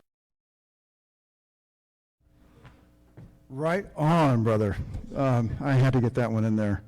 That's the greatest. That guy is... okay, hold on. Will Crampton is an East Asian expert. Sarah, I don't know. Oh, maybe down here. Sorry. Technical. Oh, there we go. Okay, so here's the thing. You know, Mark was really fascinated by Avatar. I think for one reason I'll come to in a bit. But you know, he was looking, I think, for God, like a lot of kids were in those days. He tried to get an audience with Mel Lyman. Mel Lyman wasn't interested in meeting with Mark, because Mark didn't have anything to bring to him, you know. The whole purpose of this community was essentially to help Mel Lyman do his art, to play his music, to make these films. He knew the underground filmmaker Jonas Mekas. He made films similar to that. You know, he wrote. So basically, all these people were just basically signing on to be his servants, you know, to assist him in the the birth of these very dubious works of art and philosophy being issued by this self-appointed Godhead. He, you know, he tended to go for people who, you know, who had influential parents like Kay Boyle, or rich parents, or people with, you know, with some tools that you know, would help him to build, you know, this so-called community. And you know, Mark didn't have anything to bring until Mark met this man in the photo here. Some of you probably will identify this man on sight, but if not, this is Michelangelo Antonioni.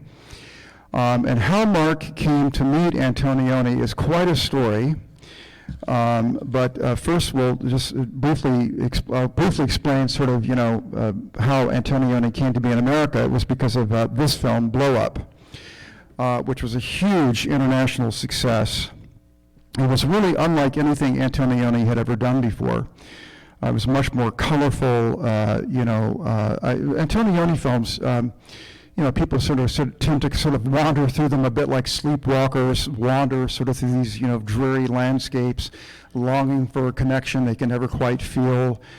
This film was set in swinging London, you know. It has a performance by the Yardbirds in it. It had, you know, full frontal nudity in it, I believe, which is, you know, really shocking for a film of that time.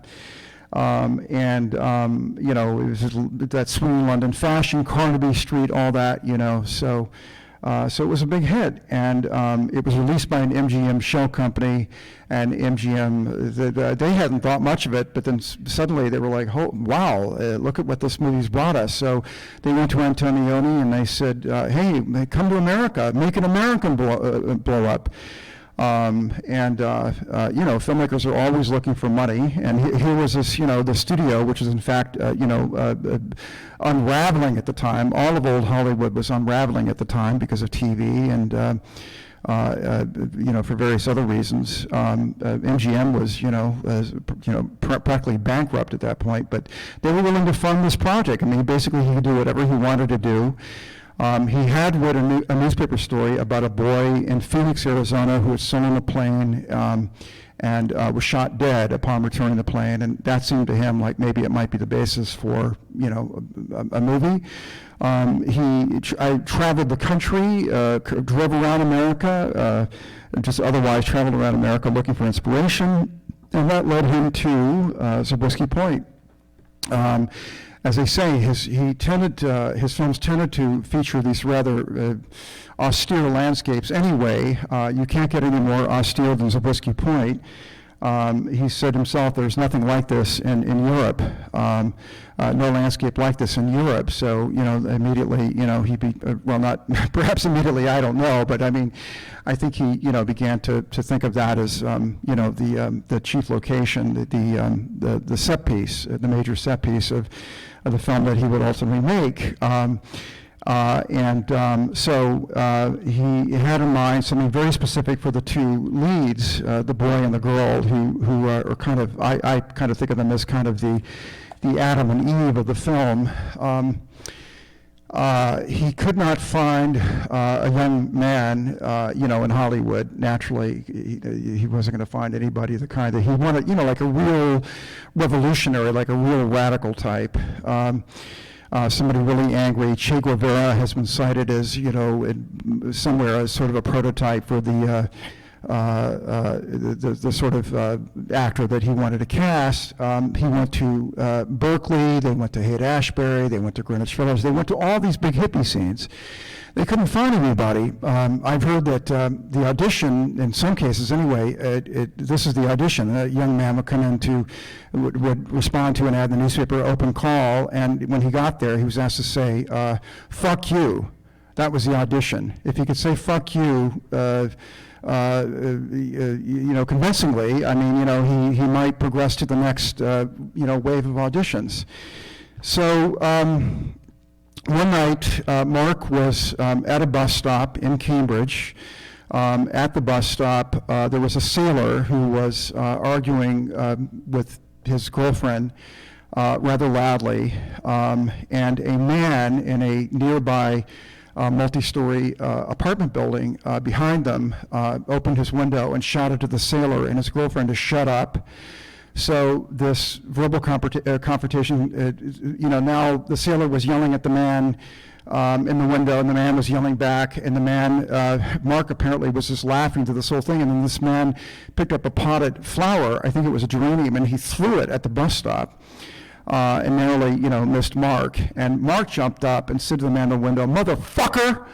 And then he was charged through the building. He was trying to get into the building when suddenly he heard a voice behind him. Turned, there was another man standing behind him, and this man said to him, "How old are you?" And Mark said, 20. And he said, "Come with me." And Mark later said he had no idea why he went with this guy, but they walked a couple of blocks, as I understand it. And they came to this limousine that, as I understand it, was double parked in the street. And the man said to somebody inside the limousine, "I found one. He's 20 and he hates." And the door to the limousine opened, and out stepped what Mark described as this groovy-looking blonde chick. She was Antonioni's assistant, Sally Dennison. She was in charge of this casting effort in Boston. And Mark had already aced the audition by saying "motherfucker" at the bus stop. So he was screen tested and in Hollywood, And at that point, he went back to Mel Lyman, and Mel Lyman, was quite eager to receive him.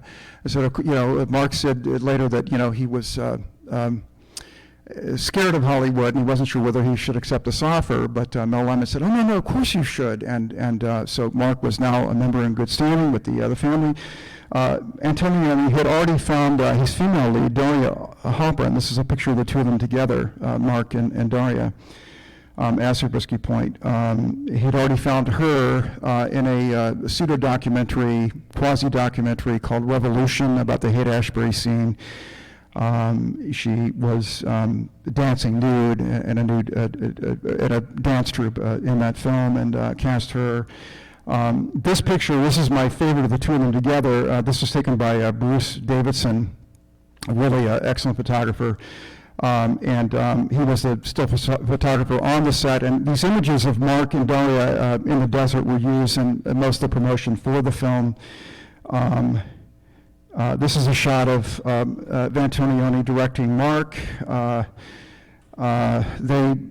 and Antonioni really, didn't get on that well. By this time, Mark was a full-on disciple of Mel Lyman, and he was trying to sort of sneak copies of the Avatar, into the frame. He was proselytizing on the set on behalf of Mel Lyman, trying to recruit members.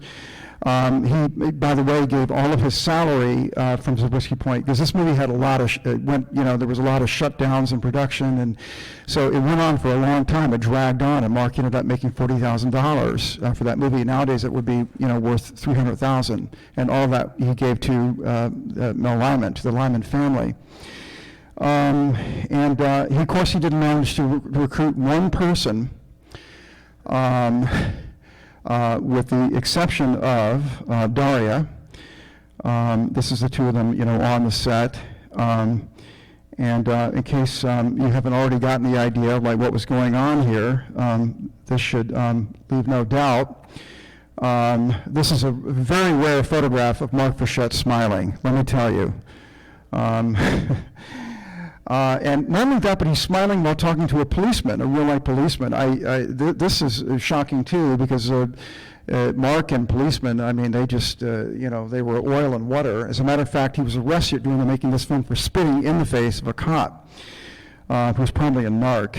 But in any case, after the film wrapped, Mark and Daria were having an affair during the film, and after the film wrapped, she moved with him to Boston, became a member of the Lyman family.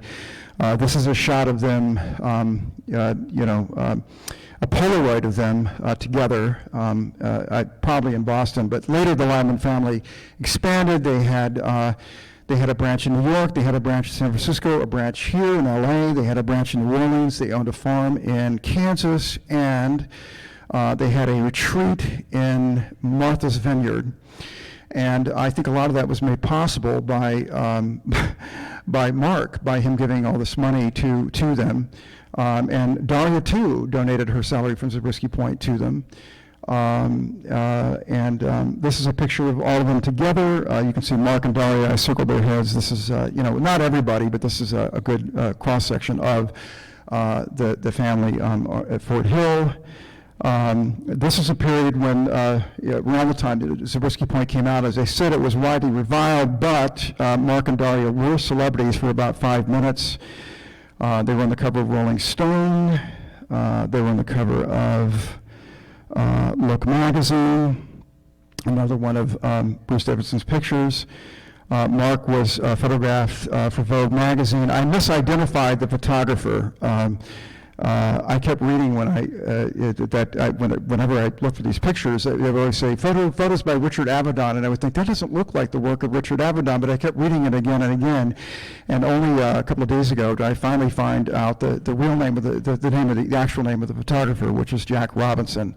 So there's always a mistake somewhere in any book. So that's one of mine.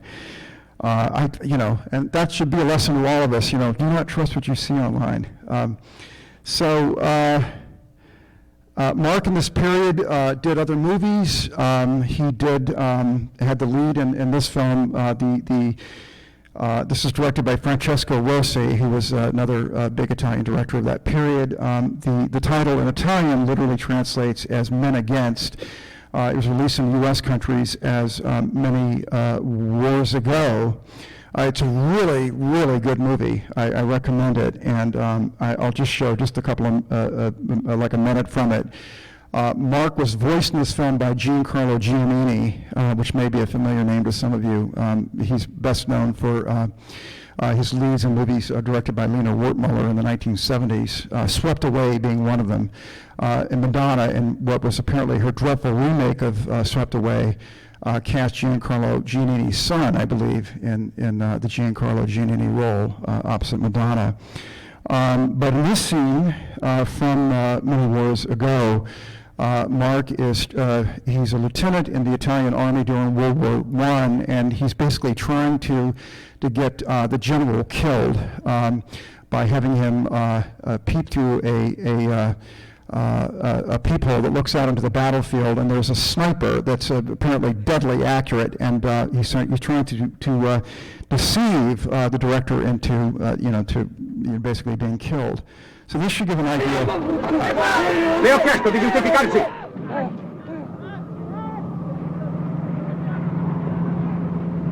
Risponda.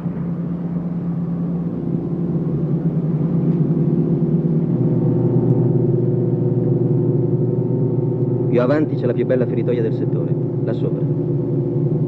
La numero 14. Si vede la linea nemica in ogni sua parte. Non le credo affatto. Andiamo a vedere lo stesso.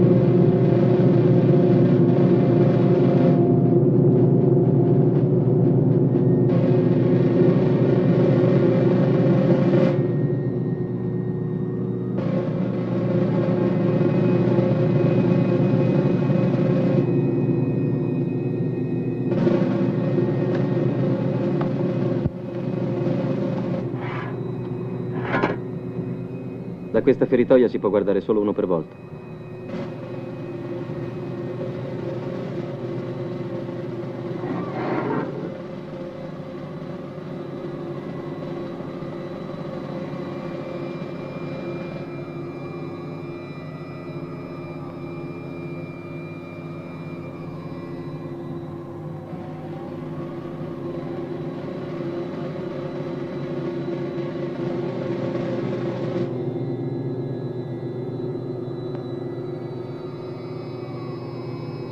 Magnifico, assolutamente magnifico. Molto bene, tenente.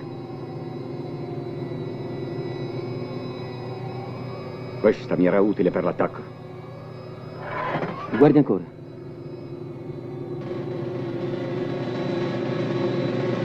La posizione sinistra. C'è una roccia bianca. La vede? Sicuro che la vedo. Credo che sia il punto più debole del nemico. Sì, è probabile. È probabile.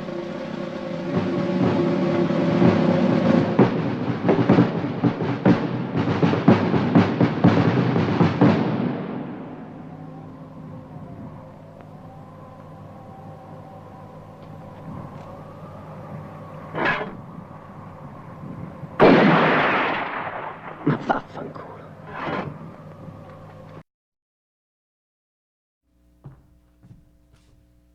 Yes. Foiled every time. Okay, hold on. I'm trying to get out. Oh, I got to get out of this. Le ho chiesto di giustificarsi. I think that's... Hold on one second. Sorry. Sarah, can you... I'm not able to get out of full screen here. Oh. Oh, there you go. So now I go here, right? Okay, there we go. Okay. There we go. Okay. So that was, I think that's the last clip I'm going to show, by the way. This was Mark's last film. He only made 3. This was also an Italian. This film the literal translation of this title, La Grande Scrofa Nera, this film is almost impossible to find. I had an acquaintance of mine who lives in Italy track down a copy and send it to me. It's all in Italian, and I mean, it was never subtitled. I don't think it was released outside of Italy.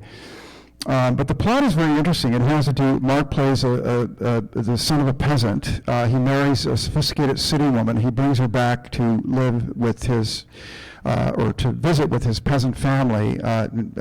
Maybe it's in Sicily, I don't remember. But they're very suspicious of her. She ends up getting raped. You know, they don't accept her.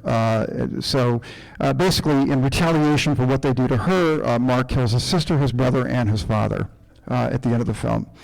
Now, this is interesting because, to me, because Daria was not a good Lyman family member.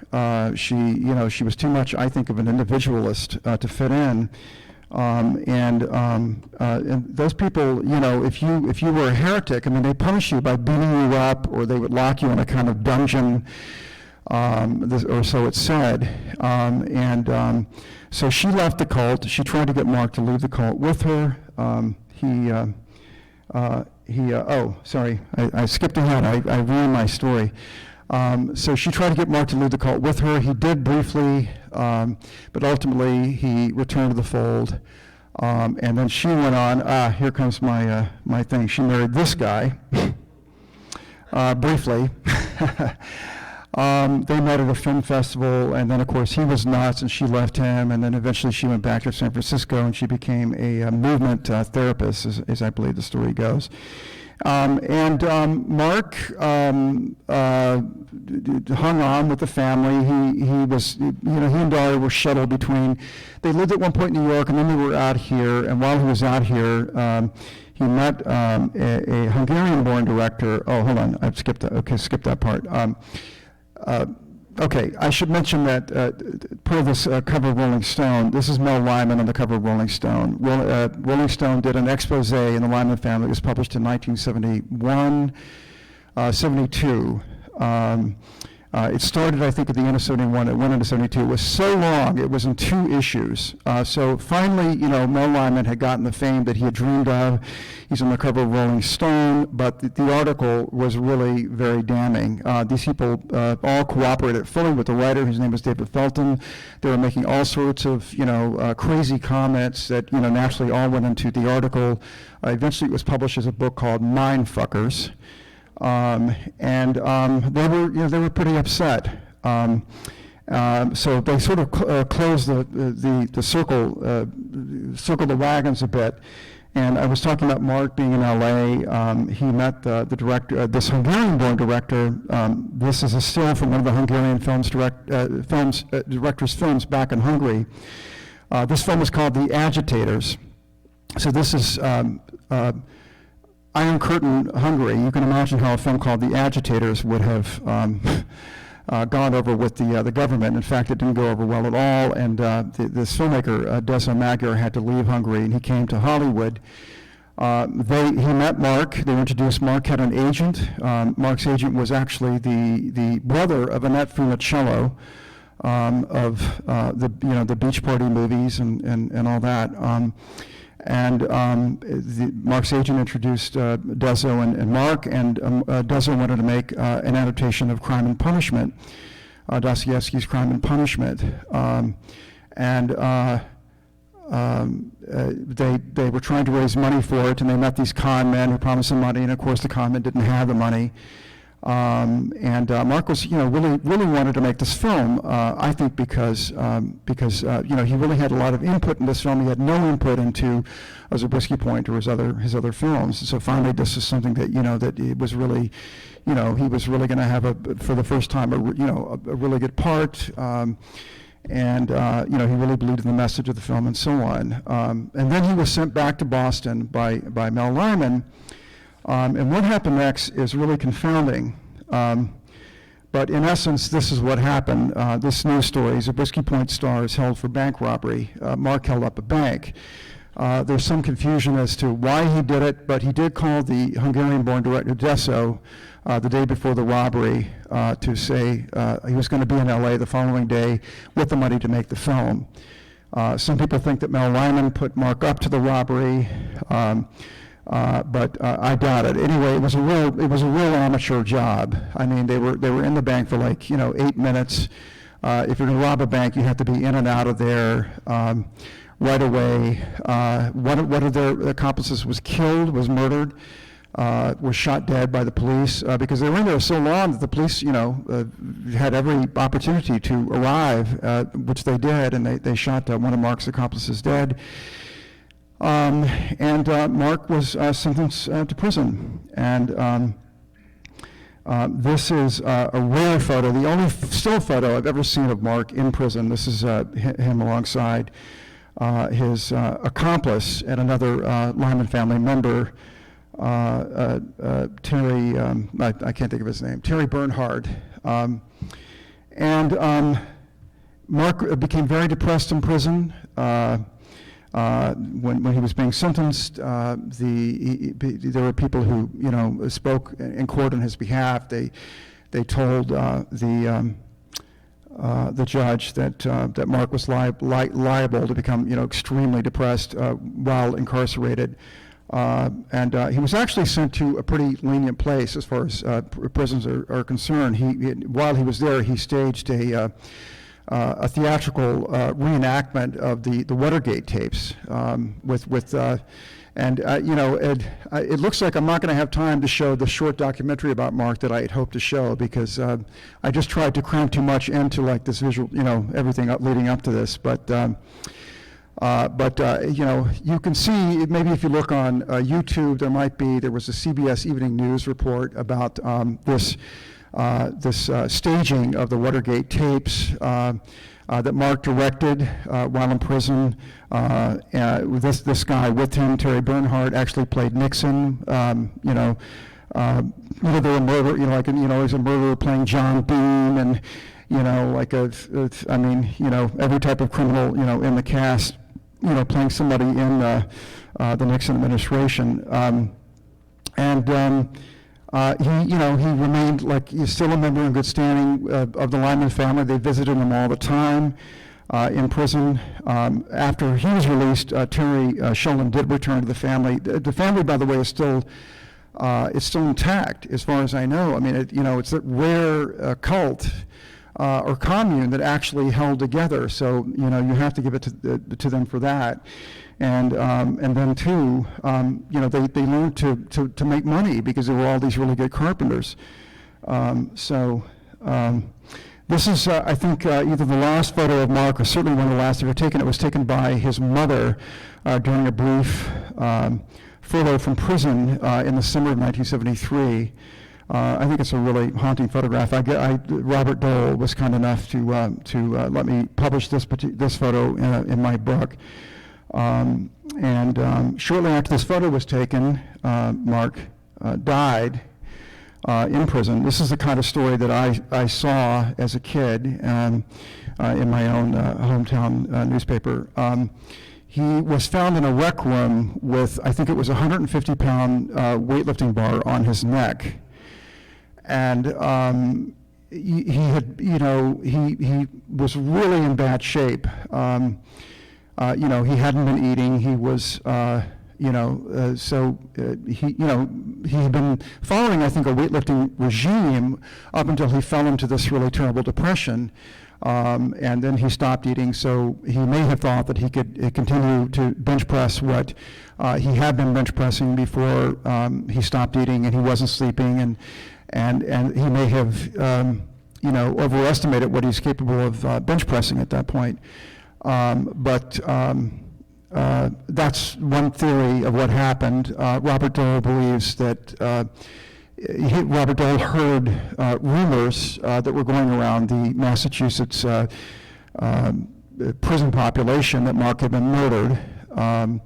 I think Robert believes that possibly a man made a pass at Mark, and Mark resisted, and this person killed Mark and then staged it to look like an accident. But the official explanation is that it was a weightlifting accident. One thing that I didn't mention here is that the Lyman family was really very big on astrology. Mark had a long-standing interest in astrology. And so when I was going to write about him, it occurred to me that one way to go about it was possibly to find out the exact time of his birth, exact place and time of his birth, and go to an astrologer and have the astrologer do do his birth chart, and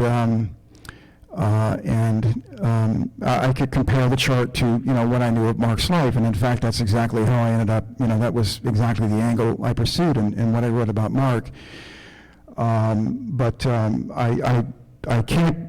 I can't produce an astrologer here tonight to interpret the birth chart. But what I do have here is a sample of Mark's handwriting. He wrote a letter to Robert Dole from prison.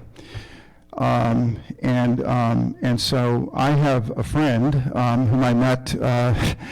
I've been looking into another true story, and I very unexpectedly came by a sample of my other subject's handwriting, and I tracked down a leading graphologist, contacted her, and she agreed to interpret the handwriting of this other subject. And it struck me that it might be fun to have my friend Paula Sassy, the graphologist, come up and talk about what she sees in Mark's handwriting, what it reveals about his personality at this time. So Paula, would you like to come up?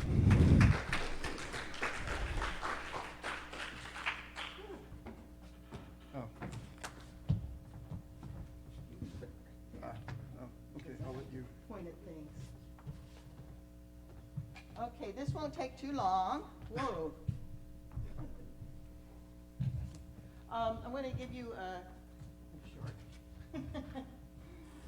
short overview. Oh, wait a minute, he's got to get me on there. I'll give you an introduction to the type of work I do. Are we okay now? Yes.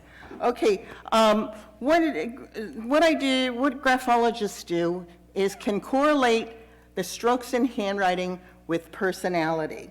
And it is based on the arrangement, movement, and form. The arrangement, how it's on there, the movement, the speed and pressure, and then the actual form. The other thing is, then we look at the 3 zones of writing. The upper zone, the middle zone, and the lower zone. The upper zone has to do with the thinking processes, the middle zone is the expression of emotion, and the lower zone is the material and physical drives, the sex and money, or I like to refer to it, the devil made me do it, part of the handwriting. It also can be correlated to the superego, the ego, and the id, that devil made me do it, part of the handwriting. What we look at is form level. Now, in Mark's writing, the form level is quite high. It's organized, it has nice flow. We can also see that he did have a good mental capacity. His small middle zone shows that he has good concentration. Angles in his writing show that he was analytical, sharp. If he had stuck to when he went to college, he probably would have done very well. But there was problems with the psychological implications in his writing. Although his writing appears normal to the untrained eye, there is many indicators in his script that give evidence of a paranoid person. Oh, I know why I'm having a problem. Paranoid personality type. The Luke D's show that he can be very sensitive to personal criticism. The very long T-bars. Now, strong T-bars are a good thing. I mean, they try hard, but his are too long. They create a kind of cover for him because he's paranoid. He's got to stay secret. And he also places them all the way at the top, which shows he has very high goals, but he wants to be seen in high places, like the great actor he maybe wanted to be. The angled T-crosses are really interesting. Like these here. we call it an elbow out. It's like a keep your nose out of my business. And then the lower zone, remember the fun zone, all his Y's and G's are all open. So it's like having an open pocket, all your money falls out. In the G's, it's more sexual, so they're never satisfied.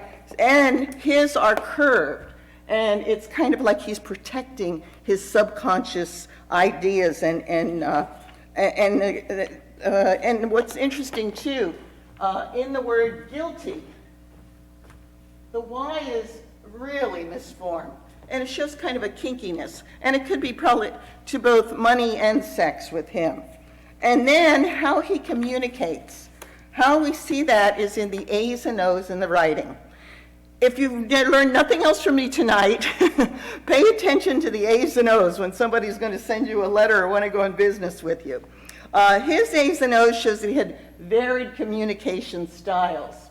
In the word followed, he has double loops, double loop, double talk. He could really be verbally manipulative, which probably helped him in acting and in sales too, but doesn't mean they're honest salespeople.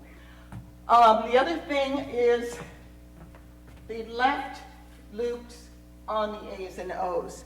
The left is more back to self. So he was self-conscious, worried about how other people, self-deceptive. He talked himself into things even though they might not be good for him. Like, I had to rob the bank, I needed the money. Get it? See the correlation? And then finally, the public and private self-image. The public is seen in the signature, and the private self-image is the actual writing, and then the capital I is the personal ego. So the public image is the regal self. This is me, aren't I wonderful? And then the handwriting is the human side of the personality. So the capital I being his, is also evident of the mother and father influence. His capital I is like the number 2, always feeling second best. And it's very rocking. And this is someone who could be very vulnerable. And that's why they make good fodder for these cult-like organizations. They're very easily influenced, pushed over easily. The signature, his signature. This is really interesting with the M. The last hump of the M is very high. The first hump is self. The middle hump is one-to-one relationships. And look how it breaks. He was broken away from Daria. And then the final hump, very high. It's like people looking down on you. So he's extremely self-conscious. And then the 2 middle letters are going down, which shows depression. And then in the K is a very interesting letter. When that buckle in the K gets a little crazy, the person can be rebellious. And his even has a triangle in it, which is kind of aggressiveness. So overall, I'll have to read this to you. Mark had many qualities that would have allowed him to be successful in his pursuits, but his personal sense of self and paranoid ideations led him down a very dangerous path. So graphologically, I can infer that he had a damaged sense of self, both inside and out. So if you have any questions about this, I'll be around afterwards. I don't want to infringe on Duke's time. So thank you. All the answers are right in front of you. Just look for them. Thank you, Paula. Boy, I bit off way more than I could chew tonight. I'm really sorry. There's just so much I wanted to cram in, and I just, wanted everybody to feel that they had gotten their $10 worth, and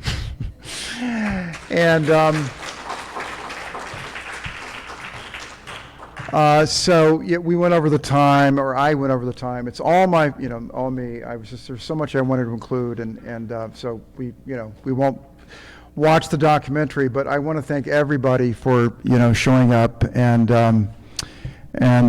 that's it. Thank you very much, Dennis, for having me.